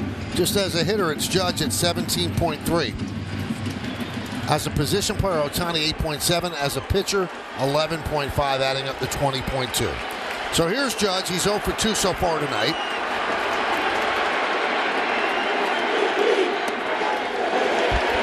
One and 0. Wentz is having a tough inning out there. Coney, you can't hear. Now he's blowing out his spike. What's going on? You call out the grounds crew.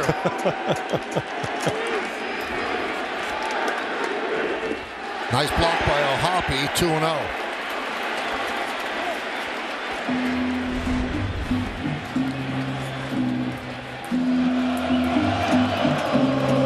This is one of the reasons why I like Volpe leading off ahead of Judge, because Judge is so much better with men on base. Pitcher's distracted. He's got a better chance to get a good pitch to swing at.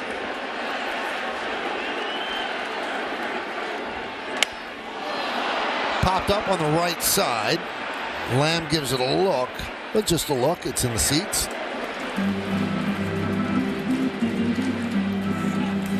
So 2-1.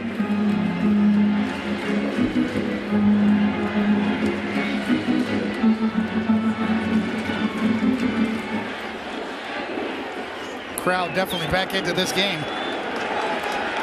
4-1 Angels, bottom of the fourth. 2-2 on Judge. Well, there's that spinner. It was just high enough, Coney, to get under or above the bat head. Definitely a mistake. High fly ball, left field. Ward makes the play, tagging Higashioka. The other two runners tag. They both get in just barely for Hicks. Scoring is Higashioka. So it's an RBI, a sac fly for Judge. It's 4-2 Angels. I'll tell you what, obviously as a hitter, you're happy to get a run in, but Aaron Judge just missed this ball. I mean, head there, everything just did not quite square it up. But did get the job done for his 9th RBI of the year.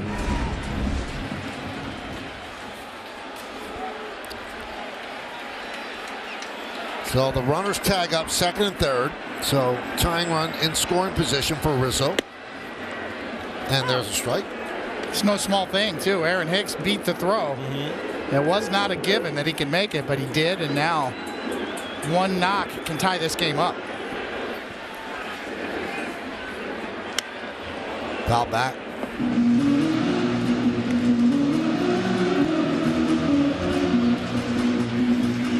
I've always found that this is the situation down in the count that Rizzo will use left field more and not look as a dead pull hitter trying to go deep with men in scoring position. Swing and a miss. Rizzo down on strikes, but the Yankees get back in it. 2 runs, just 1 hit, and 2 men left. We played 4-2 Angels.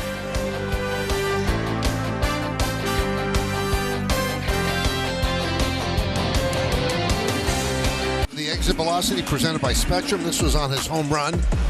116.7 off the bat, traveled 391 feet. His 4th home run of the year. RBIs number 10 and 11.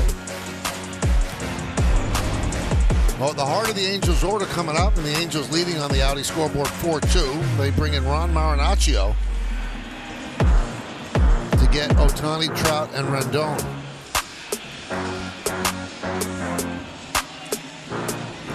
Marinaccio struck out 11 of the 22 batters he's faced. 5 games, 6 innings, 1.50 ERA.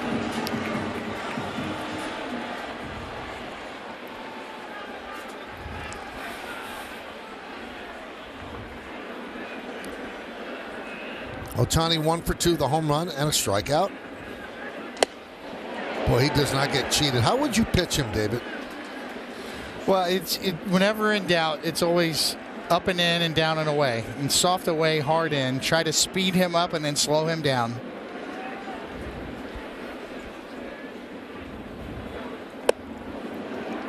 So you wouldn't throw the spinning cutter that Schmidt threw in the first inning? No, you wouldn't go after him with that one? I would stay out of the middle of the plate with anything. The sweeper didn't work. Yeah, out over the plate.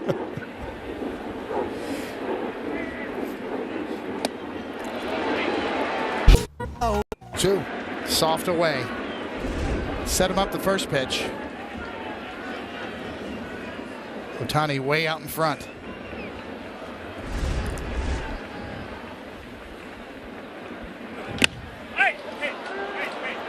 And that hit Higashioka's glove, so that's catcher's interference. Ohtani will reach.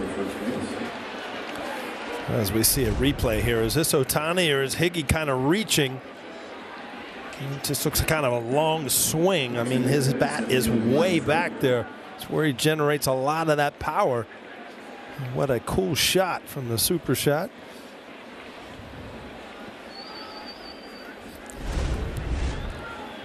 So ahead in the count, and then catcher's interference. You give Higashioka an E2. And Trout takes a strike from Marinaccio. If you're wondering why Marinaccio's in this early in the game, it's because of this lane and these hitters.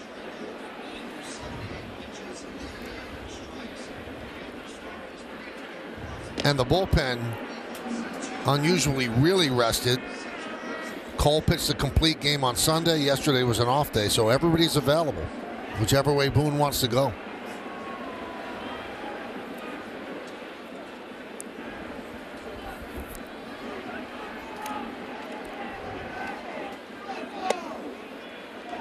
Oh, 0-2 on Trout. Trout's 2 for 2 tonight, single and a double.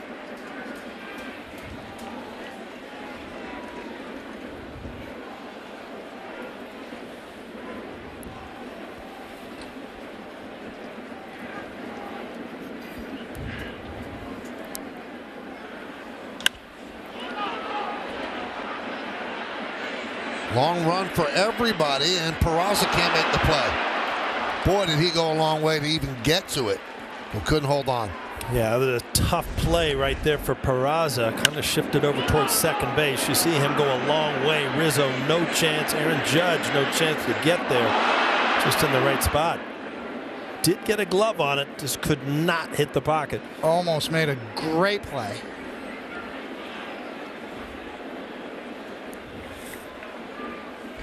So Trout gets another swing. Those middle infielder gloves aren't made for those kind of catches.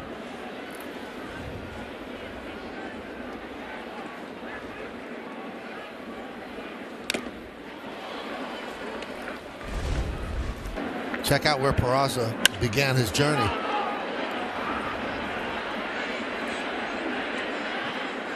Kind of stutter step there right at the end, knowing he was probably going to have to leave his feet. But you got to remember, Peraza's used to playing shortstop. You know, he's at a position where obviously he can play, but not his natural position. 1-2.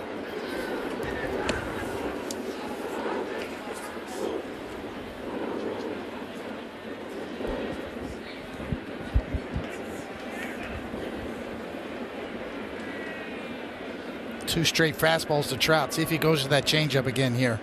Maybe down and in.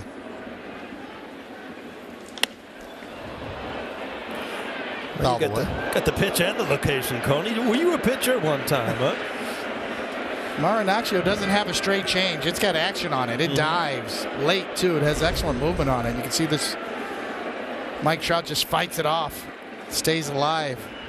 I tell you, that just goes to show you the movement on a changeup. When you see a great hitter as Mike Trout get tied up, that just shows you the sideways movement on that changeup. Swing and a miss.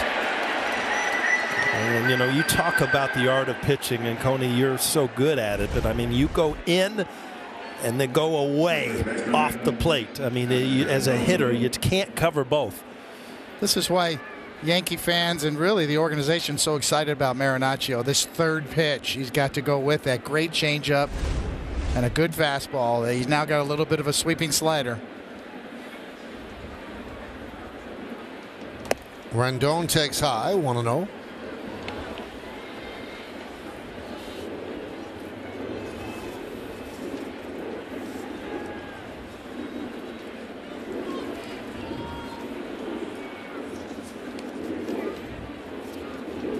Runner goes. Throw to second. Gets away. Goes into center field. Ohtani gets up and hustles to third. So it's a stolen base and an E2. Second error of the inning for Higashioka. And the Angels have a runner at third with one out. Ohtani can't run. We've seen this in the past, but this is his first stolen base of the year. He gets a good read. Ball gets by Volpe. Ohtani ends up at third. Great jump. Pick the perfect time to go. And the next thing you know, you're standing on third base. That's why I always love the feet first slide pop up, because you can read the ball. You go ahead first there, chances are you don't advance to third. Yankees bring the infield in, a 2-1 count on Rendon. Before the game, Aaron Boone said that's the most fascinating part to him of Ohtani's game is his speed.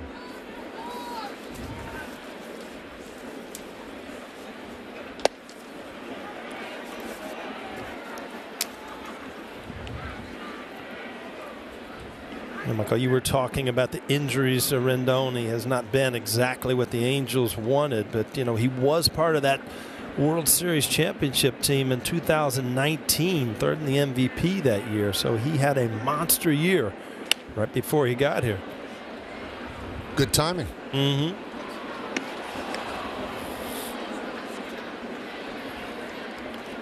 Actually, that year, 34 home runs, 126 RBIs, but led the league, and also led the league with doubles in 44. So he was an offensive part of that team. Runner at third, 3-2 count, infield in, 1 out.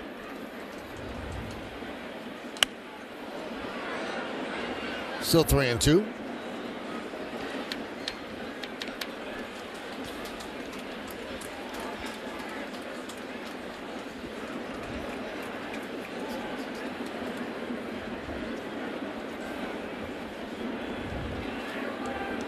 Rendon with an RBI single his last time up. He's 1 for 2. Also scored a run. Battling. Fouling off a couple of sweepers.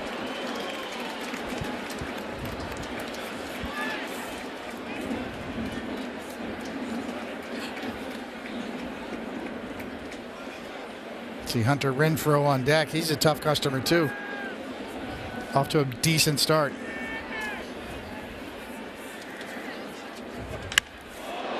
Driven deep to left center field.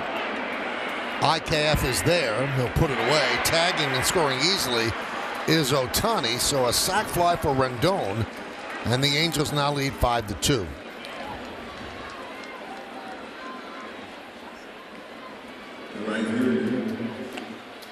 Spectrum One is fast, secure, and reliable.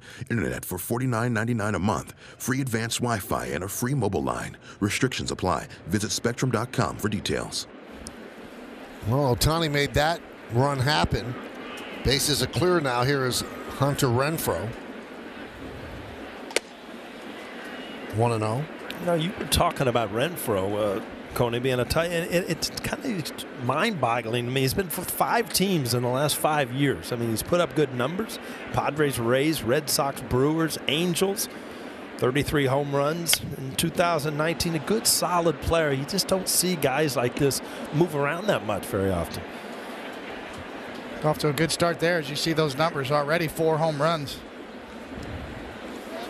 He's always had big pop. Got a decent arm too. Good outfielder. Yeah, one of the better arms in the major leagues. He's always been able to field the ball too. Popped up. Peraza waves everybody off, makes the play, and that'll do it. 1 run, no hits, 2 errors, and nobody left. We're halfway through.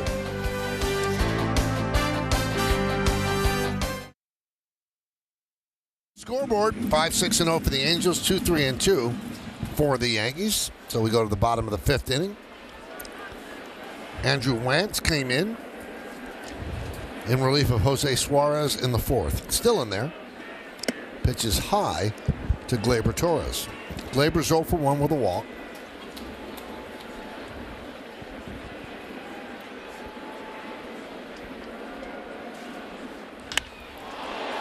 Driven into left center field.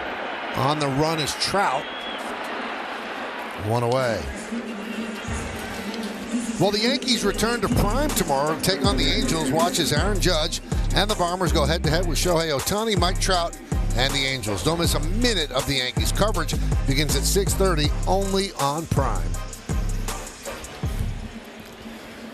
You've seen a lot of balls hit, sound good off the bat tonight, Coney, and it has to do with, 3 days ago it was 90 degrees and the ball was really carrying.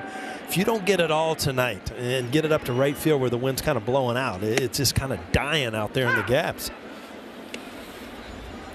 It's amazing how, the weather can affect, that much if the ball carries or not. Yes.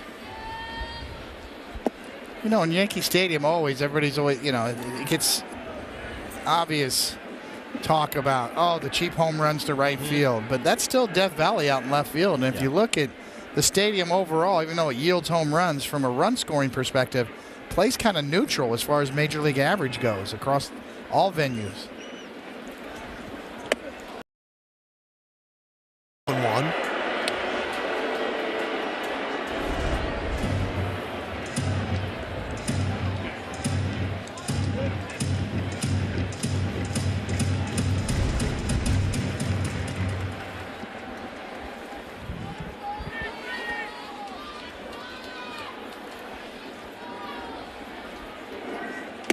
Swing and a miss, 2-2.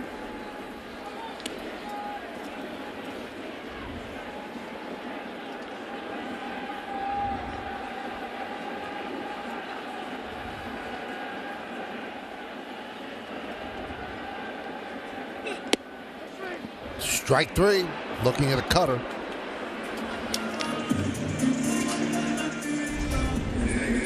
You don't see this very often from DJ LeMahieu. Kind of fooled a front door cutter there right on the inside corner, kind of broke out over the plate. Just got him to flinch. Once you get a hitter to flinch, even though it looks like a hanger, you got him. That little hesitation's all you need. Foul back off the bat of Peraza.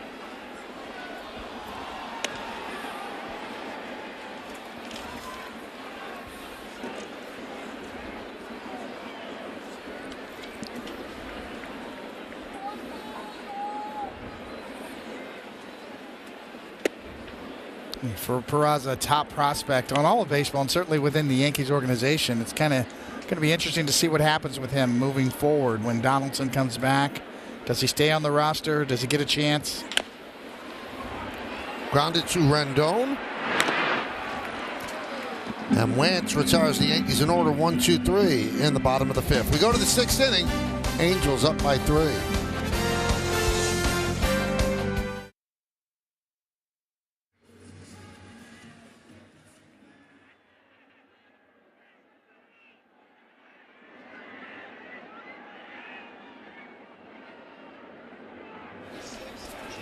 Thank you, Bob. Montefiore Einstein scoreboard. We go to the 6th inning. Angels lead 5-2. Jake Lamb leads off. Ron Marinaccio still in there, and Lamb takes the strike.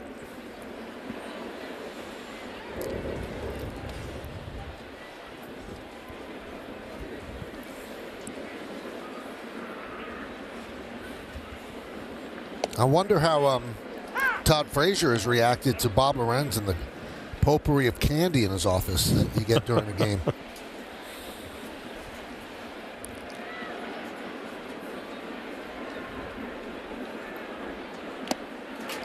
Swing and a miss. Lamb down on strikes. Let's go around the league. So Jacob deGrom exited last night's start after 4 hitless innings, wrist soreness. Fernando Tatis Jr. coming back from his long suspension, expected to be activated Thursday. He has owned it at a AAA, 5.15 average.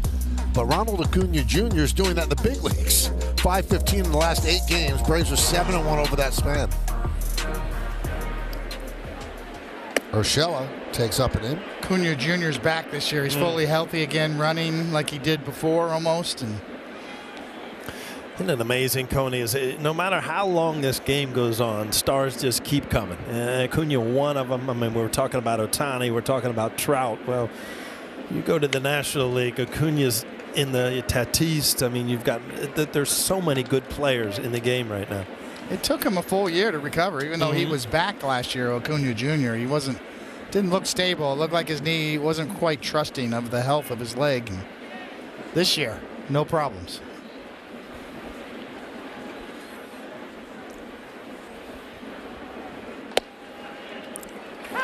One and 2 on Gio. He's 0 for 2 tonight. Came into the game hitting .327, which was 12th in the American League.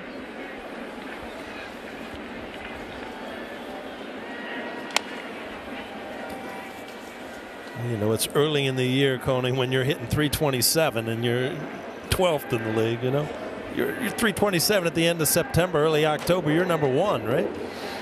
And Gio had a big grand slam the other night, I think, at Fenway. Up in the monster seats.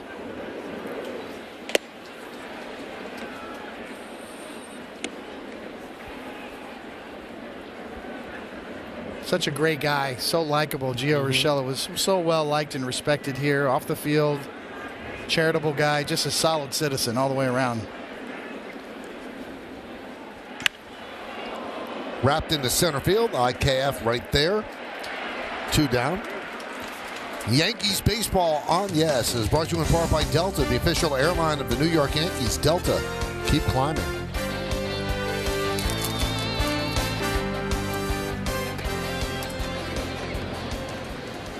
Here's Zach Neto. He was hit by a pitch in the 4th inning by Clark Schmidt. Last batter that Schmidt faced. The Yankees challenged. It looked like it hit the knob of the bat, but they didn't think there was enough to overturn it. So he did take first base. Pitch outside. Albert Abreu beginning to throw.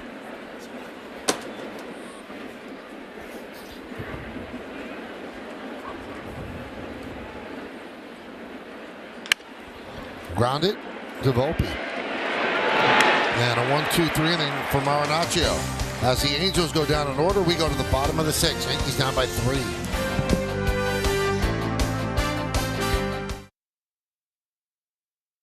Was for a game when it started, courtesy of FanDuel. Now the numbers can change with every pitch, so now let's see what the live total is at this very moment. Right now, new customers get $150 in bonus bets guaranteed when you place your first $5 bet. Download the FanDuel app now and start making every moment more. Monitor Einstein scoreboard 5-2 Angels over the Yankees. It'll be the bottom third of the Yankee order. New pitcher, Jimmy Herget, takes over for the Angels. Jimmy Herget with the old-time socks, Coney. Look at that. The pull-up stripes, real stirrups. I love that. That looks great. He got some Air Jordans to go with him, so he's got the old school and the new school. Yeah, those are real stirrups.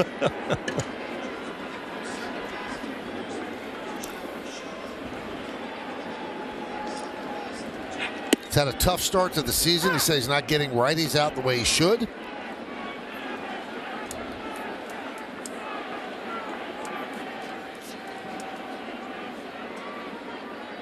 How about this, Paul? He gets 17 inches of left to right break with his sinker, and he gets 17 inches of right to left break with his curveball.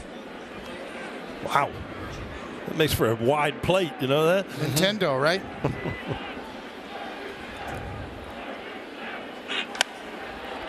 IKF with a fly ball to shallow center. Coming on is Trout.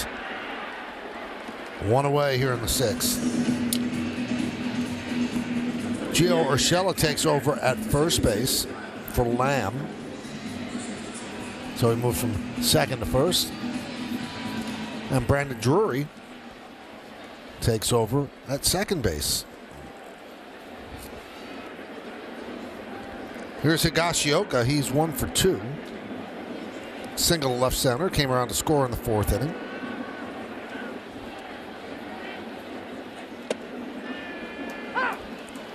Oh and 1. Now you'll like this, David. Herget developed a little bit of a cult following online. The pitching ninja, which you will follow, called him the human glitch. He does. If you look at his delivery, it's like, you know, the video stopped and started on you in the middle of it.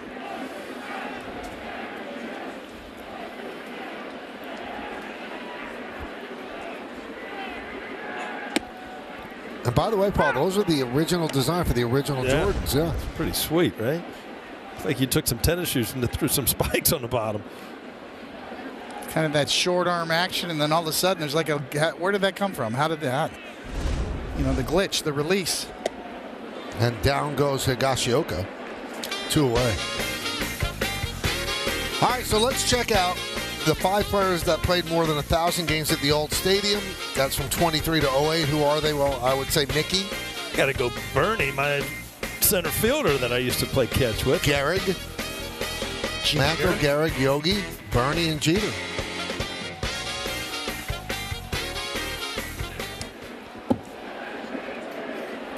Hicks takes way inside, 1-0.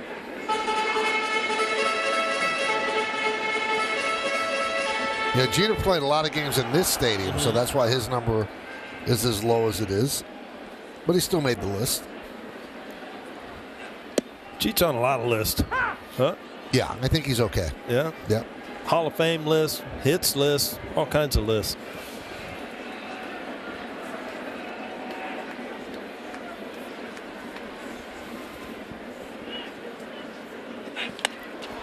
High fly ball, right field. Renfroe is there, and he'll put it away.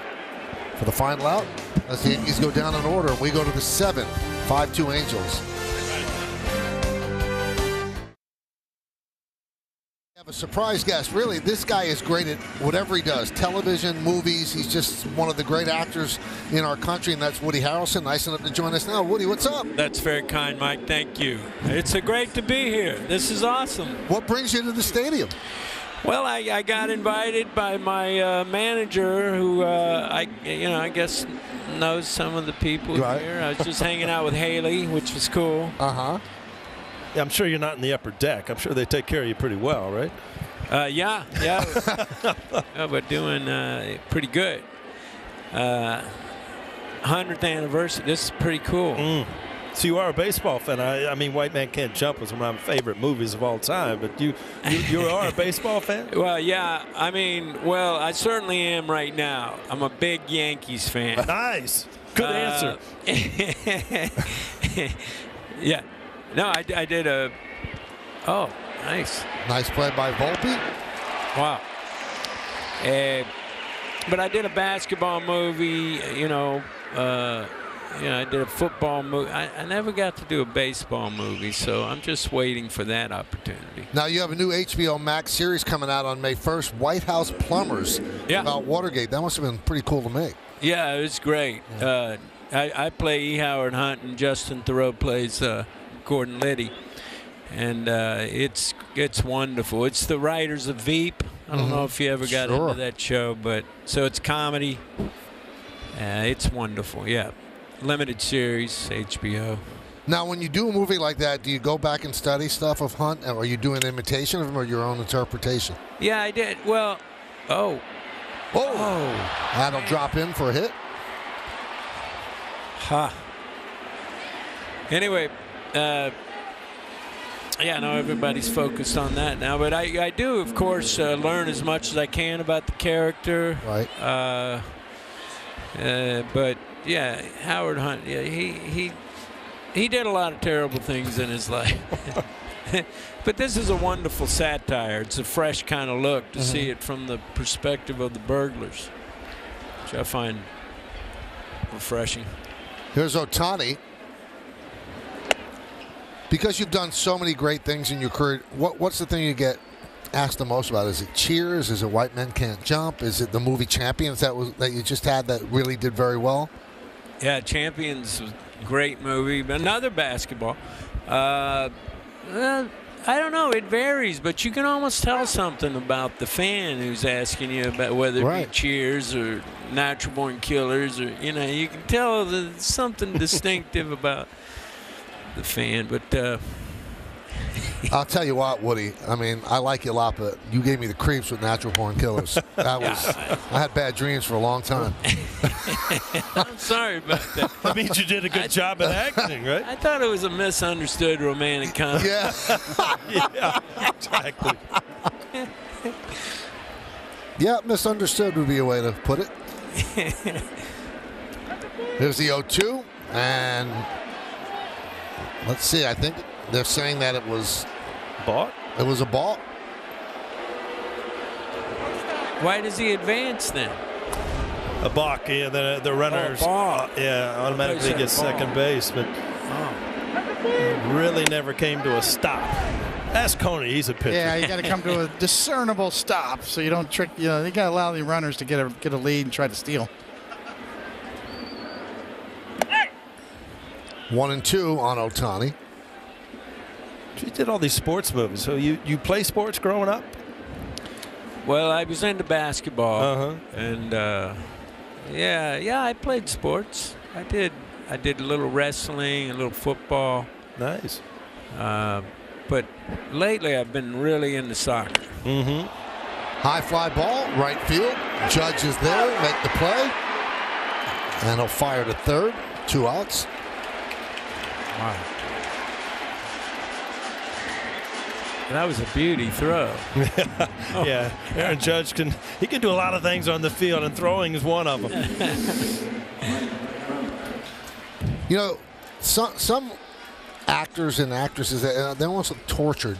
I watch you, and it seems like you really enjoy your life and your craft. Am I accurate? Yeah, I think that's fair to say. I love it. Uh-huh. I never want to stop doing it. I just love it. Why do some people seem so tortured? Well, I mean, there's a lot of,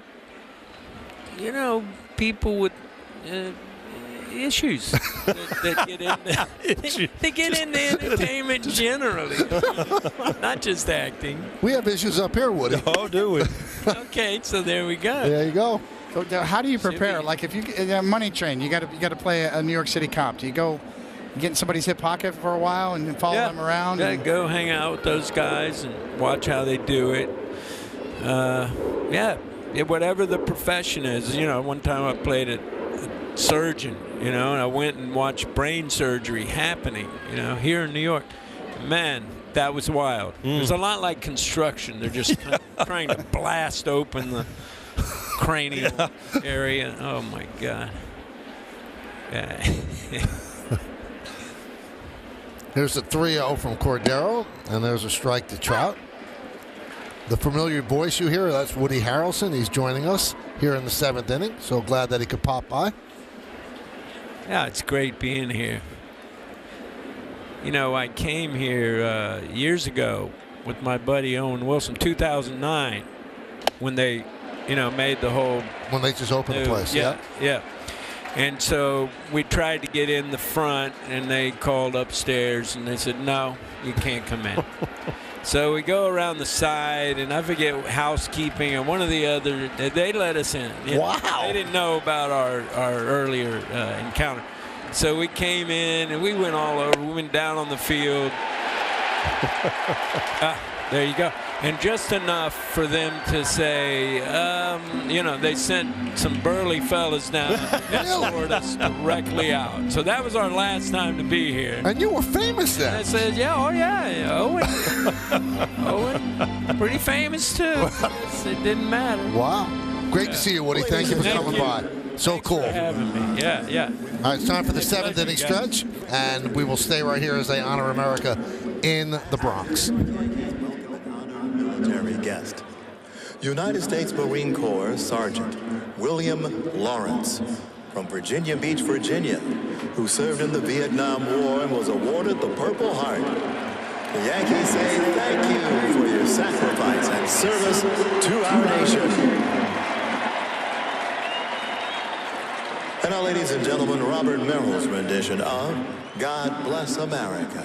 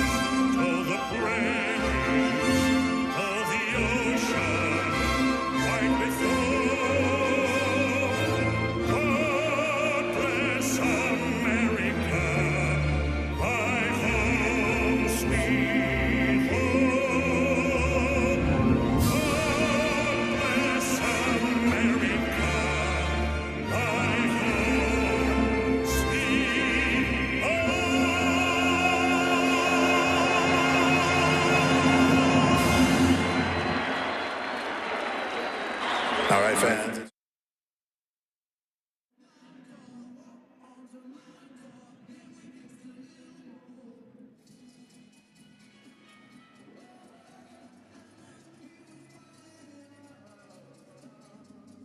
All right, thank you, Bob and John.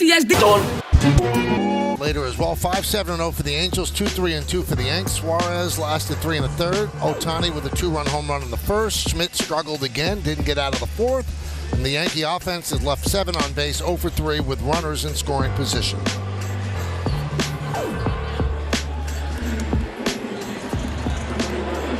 Top of the Yankee order, Volpe, Judge, and Rizzo. And Herget's still in there.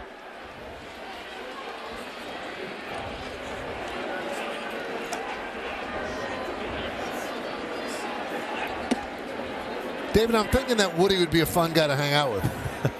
No doubt about it. Yes, there's 1,000 different directions we could go with Woody there. You know, I was afraid you were going to go a few directions too, Coney. I was kind of looking at you to see. Coney's really grown up before our eyes. It's 15 years ago. It's a different interview. Wow. I just wanted to see what kind of state he was in, right? Just kind of look him in the eyes and where he was right about now.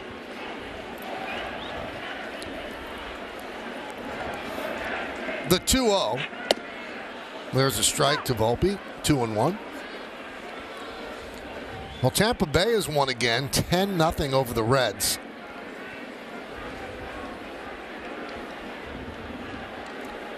Just off to a great start. Grounded to third. Grabbed by Rendon on the glove side. Strong arm to first. 2 down. Well, 1 down. I'm sorry. Here's Aaron Judge.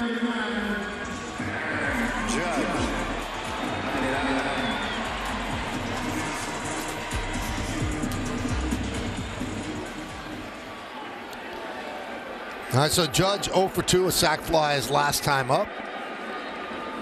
Came up with the bases loaded. And Paul said just missed that long fly to left field. There's a strike. That was his 9th ribby of the year.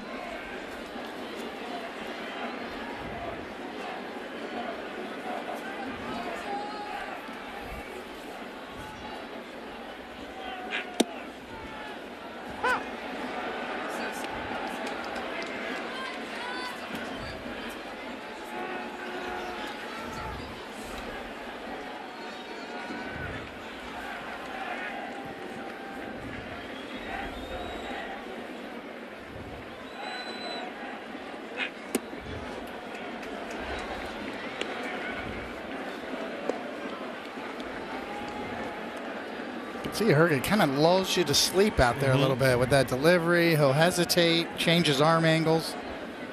And kind of quick when he needs to be. 92 miles an hour on the top end. Grounded foul. Got a lot of different looks he could give you out there. And tough on right-handed batters.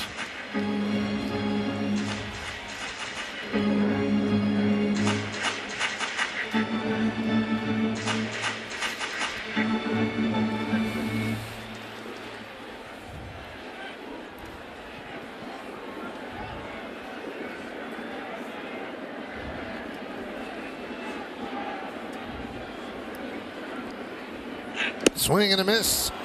Judge down on strikes, 2 away. And now a word from Duncan. New Duncan Rewards. Save them, stack them, use them how you want. Not a member? Join on the app today. So 2 away, and that'll bring up Rizzo.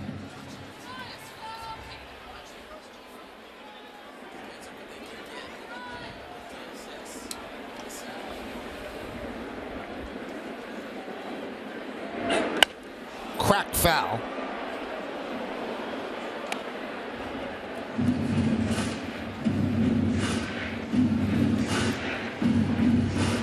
Angels 7 hits, Yankees with 3.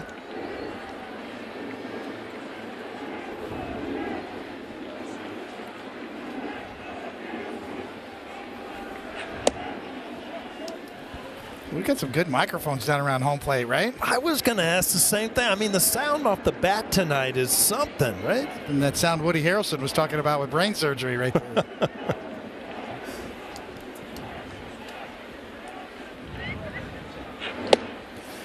You know what I was also noticing, Coney, is, you know, with the pitch clock, you see Herget sometimes rubbing the ball up, not even, you know, having eye contact with the catcher and shaking his head no at the time. So you're like dual tasking out there, getting ready for the pitch, you're listening and shaking off before you're even on the mound. You know, that's a great point, because if you're the hitter, you got to be in the box looking at him no matter what he's doing by the 8-second point. So you will get docked. He could be out there goofing around and walking around the mound. But as soon as that clock hits 8, you better be looking at him, no matter what he's doing out there. As Rizzo's got to be looking right now. He's not even ready to throw. Bottom of the 7th inning. Yankees down by 3. 3-1. Fly ball, shallow center. Coming on is Trout. He's there to make the play. And the Yankees go down in order. In fact, the last 11 Yankees have been retired in a row. Star Wars night on Friday, May 12th. There will be appearances by your favorite Star Wars characters, and the first 18,000 guests in attendance are going to receive a special Anthony Rizzo Mandalorian bobblehead. Get your tickets today at Yankees.com. So I'm going out last night to get ice cream, and I asked the kids, what do they want? And Charlie goes, I want some of that Mandalorian ice cream. I said, Mandalorian? And he goes, yeah. I said, do you mean Neapolitan? He goes, oh, yeah. Close. Very nice. I'm glad you speak gibberish. 1-2. You know, Coney, it's amazing where Michael has come in life. You know, that story started with, I was going out last night and ended up taking his son to an ice cream store. Yeah, suburbia living. 2-2. You wouldn't miss it with that glove, would you, Michael? No. That was Brett Butler's glove. Remember that, Coney? Yes. Brett Butler, an old center fielder, played for the Dodgers, great outfielder, played for the Giants. And that's when you remember they started the new rule, because that one spring training they were going to crack down on how big your glove could be. And everybody blamed it on Brett Butler because that was about the size of his. Yeah, playing the outfield.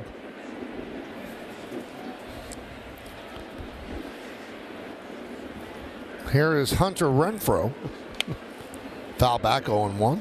I got a big one when I thought I was tipping pitches. I got a huge glove out on the mound. Right.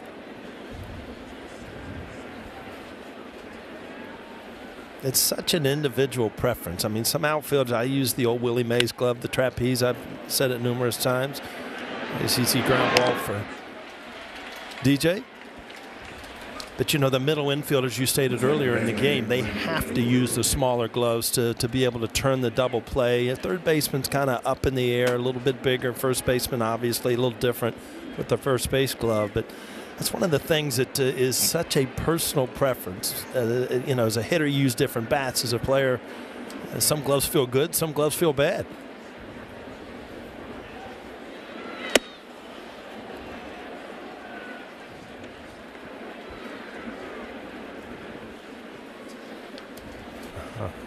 Cordero's showing off the pipes there.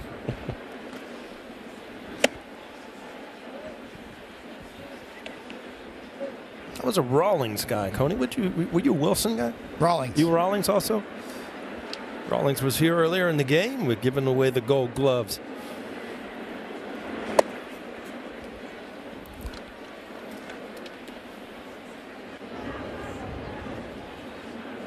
Take a while to break them in. You know, those things are bricks when you first get them.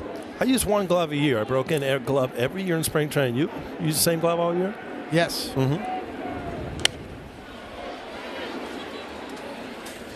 We joke about it, but it is a big deal. Your gamer's a big deal no matter where you play on the field. If you lose it or if it breaks or you got another one, you got to have a backup ready to go.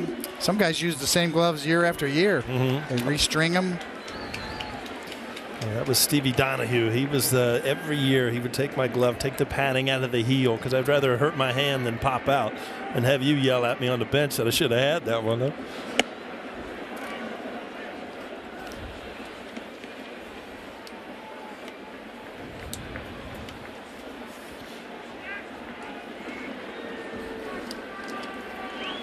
Two-way here in the eighth. It's 5-2 Angels.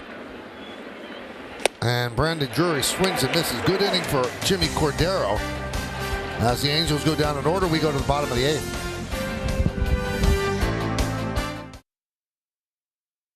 In part by Delta, the official airline of the New York Yankees. Delta, keep climbing. And by Toyota, the official hybrid vehicles of the Yankees. Well, the Yankees have 6 more outs to go.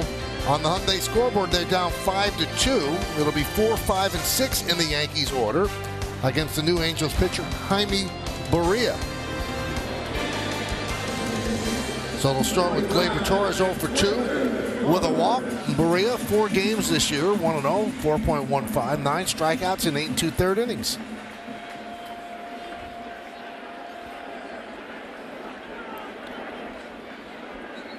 Pitch outside.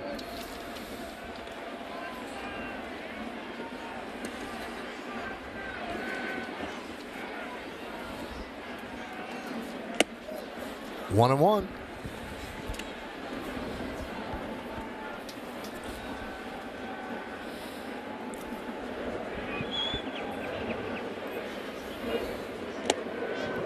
One and two.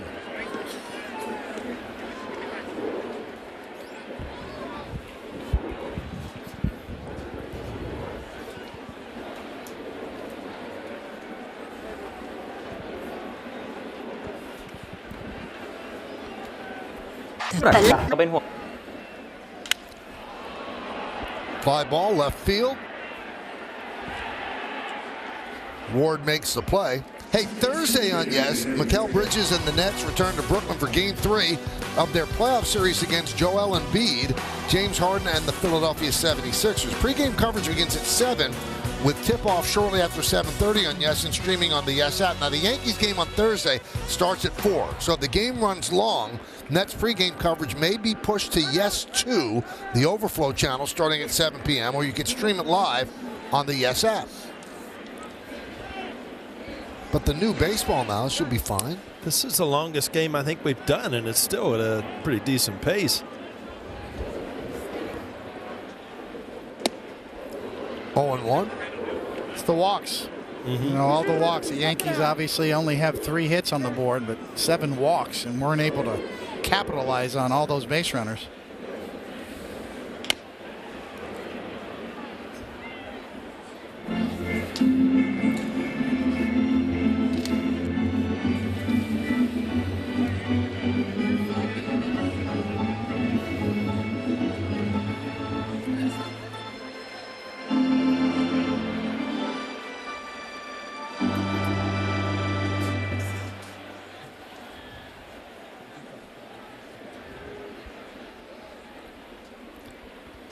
Swing and a miss.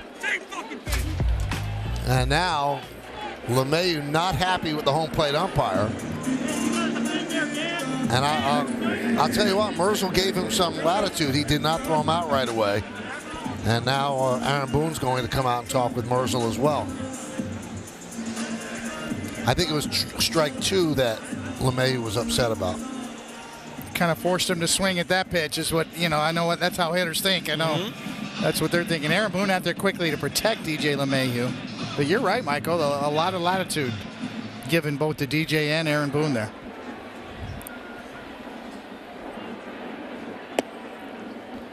Peraza takes low and away, 1-0.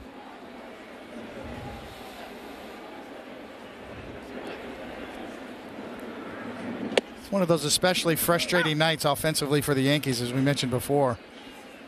They really got a lot of base runners, a lot of walks, and just haven't been able to capitalize. Some missed opportunities, and these are the games that frustrate you. Yep, because when you look back at Suarez, their starting pitcher, it wasn't like he had great stuff tonight. He struggled the whole time he was in, and they just could not get that big hit to really put him on the board and get him out of the game. Grounded softly to Rendon. He tries to barehand it, cannot do it, and Peraza will reach. That'll be a base hit for Peraza. Let's check out the T-Mobile coverage cam. We'll take a look at Peraza in the field playing second base in his first game in the big leagues this year. O'Hoppe with a fly ball to shallow right. And Peraza makes the play, stumbles a bit, but holds on. Now it's Trout. Look at the long run by Peraza. A little stutter step. Almost had it, was in the glove, but it didn't stick. So he's had an active night at second base, and now he picks up a base hit. Franchi Cordero is going to pinch hit for Kiner Falefa.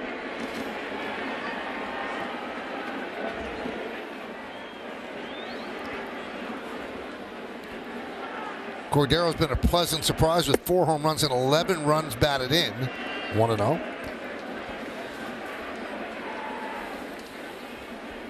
1 on, 2 outs.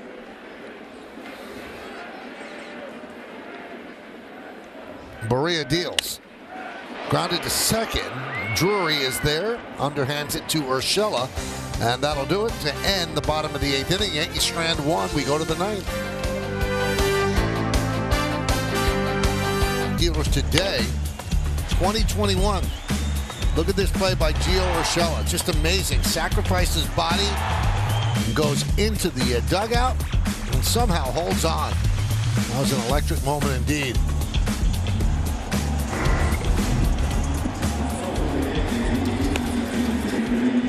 The Yankees clinch the playoff position that game. That was Kenny Singleton's last game with us. Judge moves to center field. Cordero is in right now. And Abreu takes over on the mound. And Michael, I actually had the opportunity to speak with Gio Urshela in the clubhouse earlier today, and he told me he always loves coming back to Yankee Stadium. He still has a lot of friends on the team. He actually had the opportunity to hang out with some of them last night. They got in at a relatively decent hour from Boston, and earlier today he was out on the field with Gleyber Torres, catching up with him a little bit. Now, I also asked him about playing with Ohtani, and he said whenever he gets asked that, a lot of people ask him, is he even human? Because they just can't get over how good he is. And the thing that stands out to Urshela about Ohtani is the way he prepares on a daily basis. He said it is impressive to watch. 0-2. Fly ball. Cordero. 1 out. This copyrighted telecast is presented by authority of who, Paul? New York Yankees. And may not be reproduced or retransmitted in any form, and the accounts and descriptions of this game may not be disseminated without the express written consent of who? The New York Yankees, Michael. Don't change that thing, because every time you come to me, I get the same answer. If you mix it up, I'm in big trouble. Okay. Although that thing's been around for a long time, hasn't it? It has, but I still need to read it. Here's Zach Neto. 0-1. I had to read that once, Paul. I said inseminated instead of disseminated. Have you ever heard that word away from that read? In the world, have you ever heard that word? It's a lawyered up word, that's for sure. The 1-1. We're having our own conversation here, Michael. I'm sorry.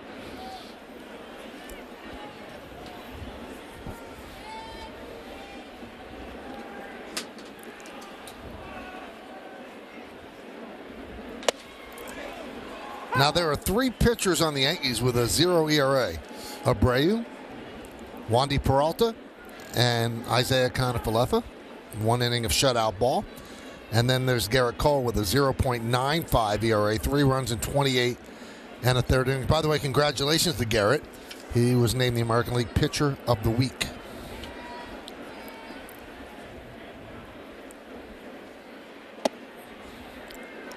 What, was he impressive on Sunday? Yeah, it was great. And it was so cool, Coney. I don't know if you saw the end of that game, but he was on the borderline pitch-wise. But the 7th and 8th inning were 12 pitches combined, which allowed him to go out and finish that game in the 9th. And I just wonder, from a pitching standpoint, do you know where you are, pitch count? Do you know how many you got left? Or is it just a feel of, I'm still getting my outs? I think you obviously know more nowadays. You're much more aware than, say, 20 years ago than we were. Which makes it even more impressive that he can finish it. High pop-up. Who's going to get it? Volpe calls everybody off and makes the play. And how genuinely excited he was after the game. That's what he had, was that high fastball all game. He was just overpowering, and then he ran to the knuckle curveball as the game progressed. It was just, to your point, Coney, his reaction, it's not like the first good game he's thrown, but, it was impressive. Those complete game shutouts are few and far between. Just the opportunity to get there and complete it.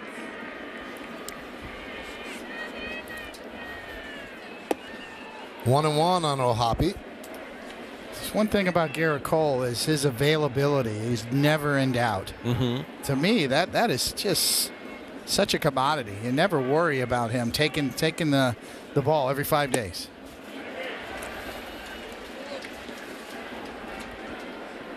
Quijada will try to close it out for the Angels.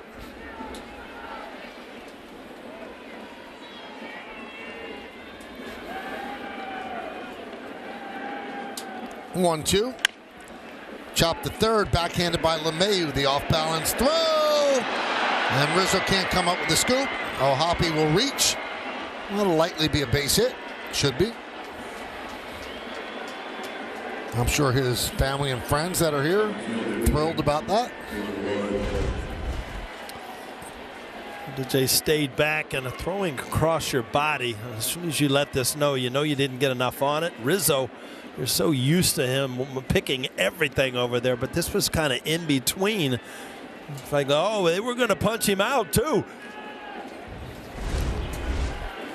Yeah, Lance Barksdale did not see the ball carry him away from Rizzo. And there's a strike to Ward.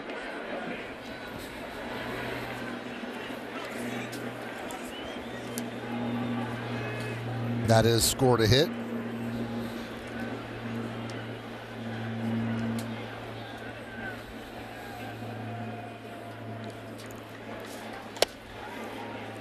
Oh, 2 on Taylor Ward.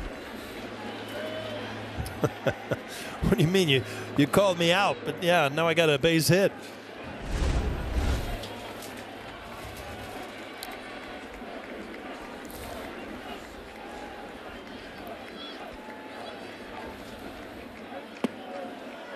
One and 2.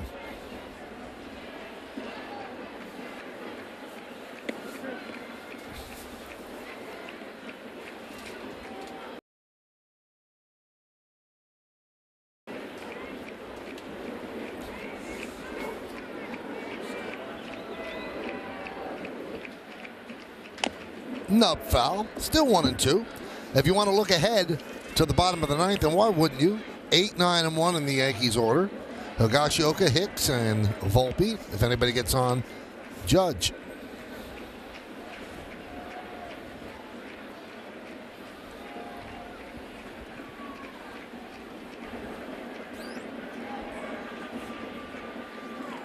Swing and a miss. Good inning for Abreu. No runs a hit. 1 man left, and the Yankees have a rally in their bones. We go to the bottom of the ninth.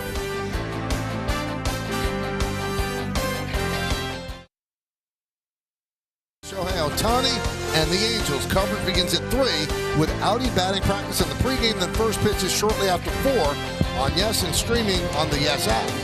Now following this game, you have to stay tuned after the final out for tonight's W.B. Mason Yankees postgame. Get highlights, analysis, and player reaction from the clubhouse. Bob, John, Todd Frazier, Meredith Morakovitz, plus Aaron Boone on the manager's report.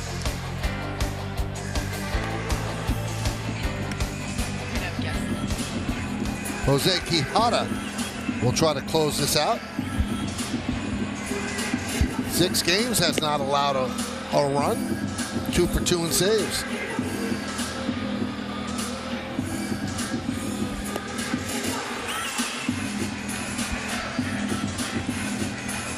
The Angels bullpen consists of 4 lefties and 4 righties out there.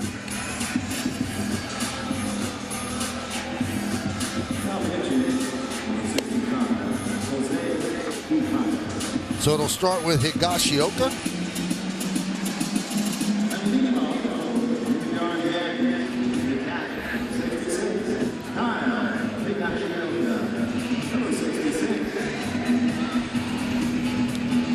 Higashioka 1 for 3. 5-2 Angels. Yankees trying to rally here in the bottom of the 9th inning. First game of this 3-game set. Yankees just split a 4-game set with the Minnesota Twins. And the Twins and the Red Sox are tied at 2, bottom of the 9th inning at Fenway. Yeah, the mission for the Yankees is pretty clear right here. Get Aaron Judge to the plate with a chance for 1 swing. And that one is lined to left field. Hit so hard it hung up there as Ward makes the play.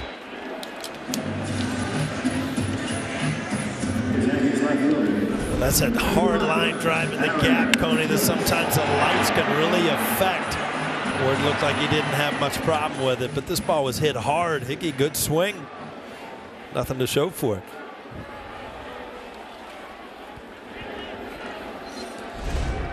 So here's Hicks. He's 0 for 1 with 2 walks tonight. Check swing, foul ball. It's one of those line drives you don't want to hear anything when you go back to the bench, right? Just exactly. Unlucky. Yeah, great swing. Yeah, whatever. Yeah, you don't want to hear it. No. Did you actually used to get mad when you made outs as a pitcher, or you just expected it? Oh, when hitting as a pitcher? Yeah, no, not really. No, I mean, you didn't have time. You were consumed with pitching and executing pitches. You're looking for bragging rights after the game or the next day.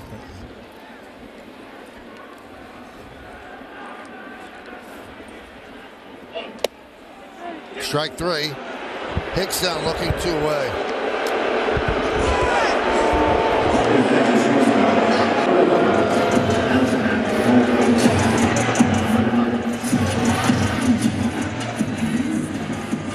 And that'll bring up Anthony Volpe.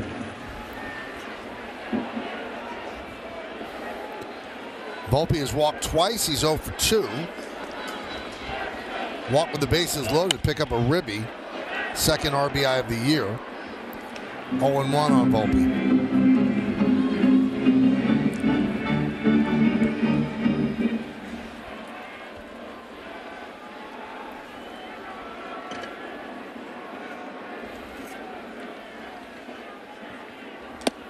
One and one. Judge is on deck.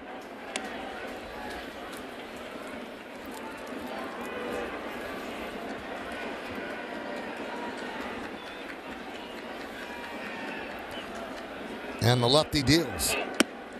2-1. Yankees have had their share of traffic on the bases, just have not made it happen. Not been able to get the big blow. Now they're a strike away.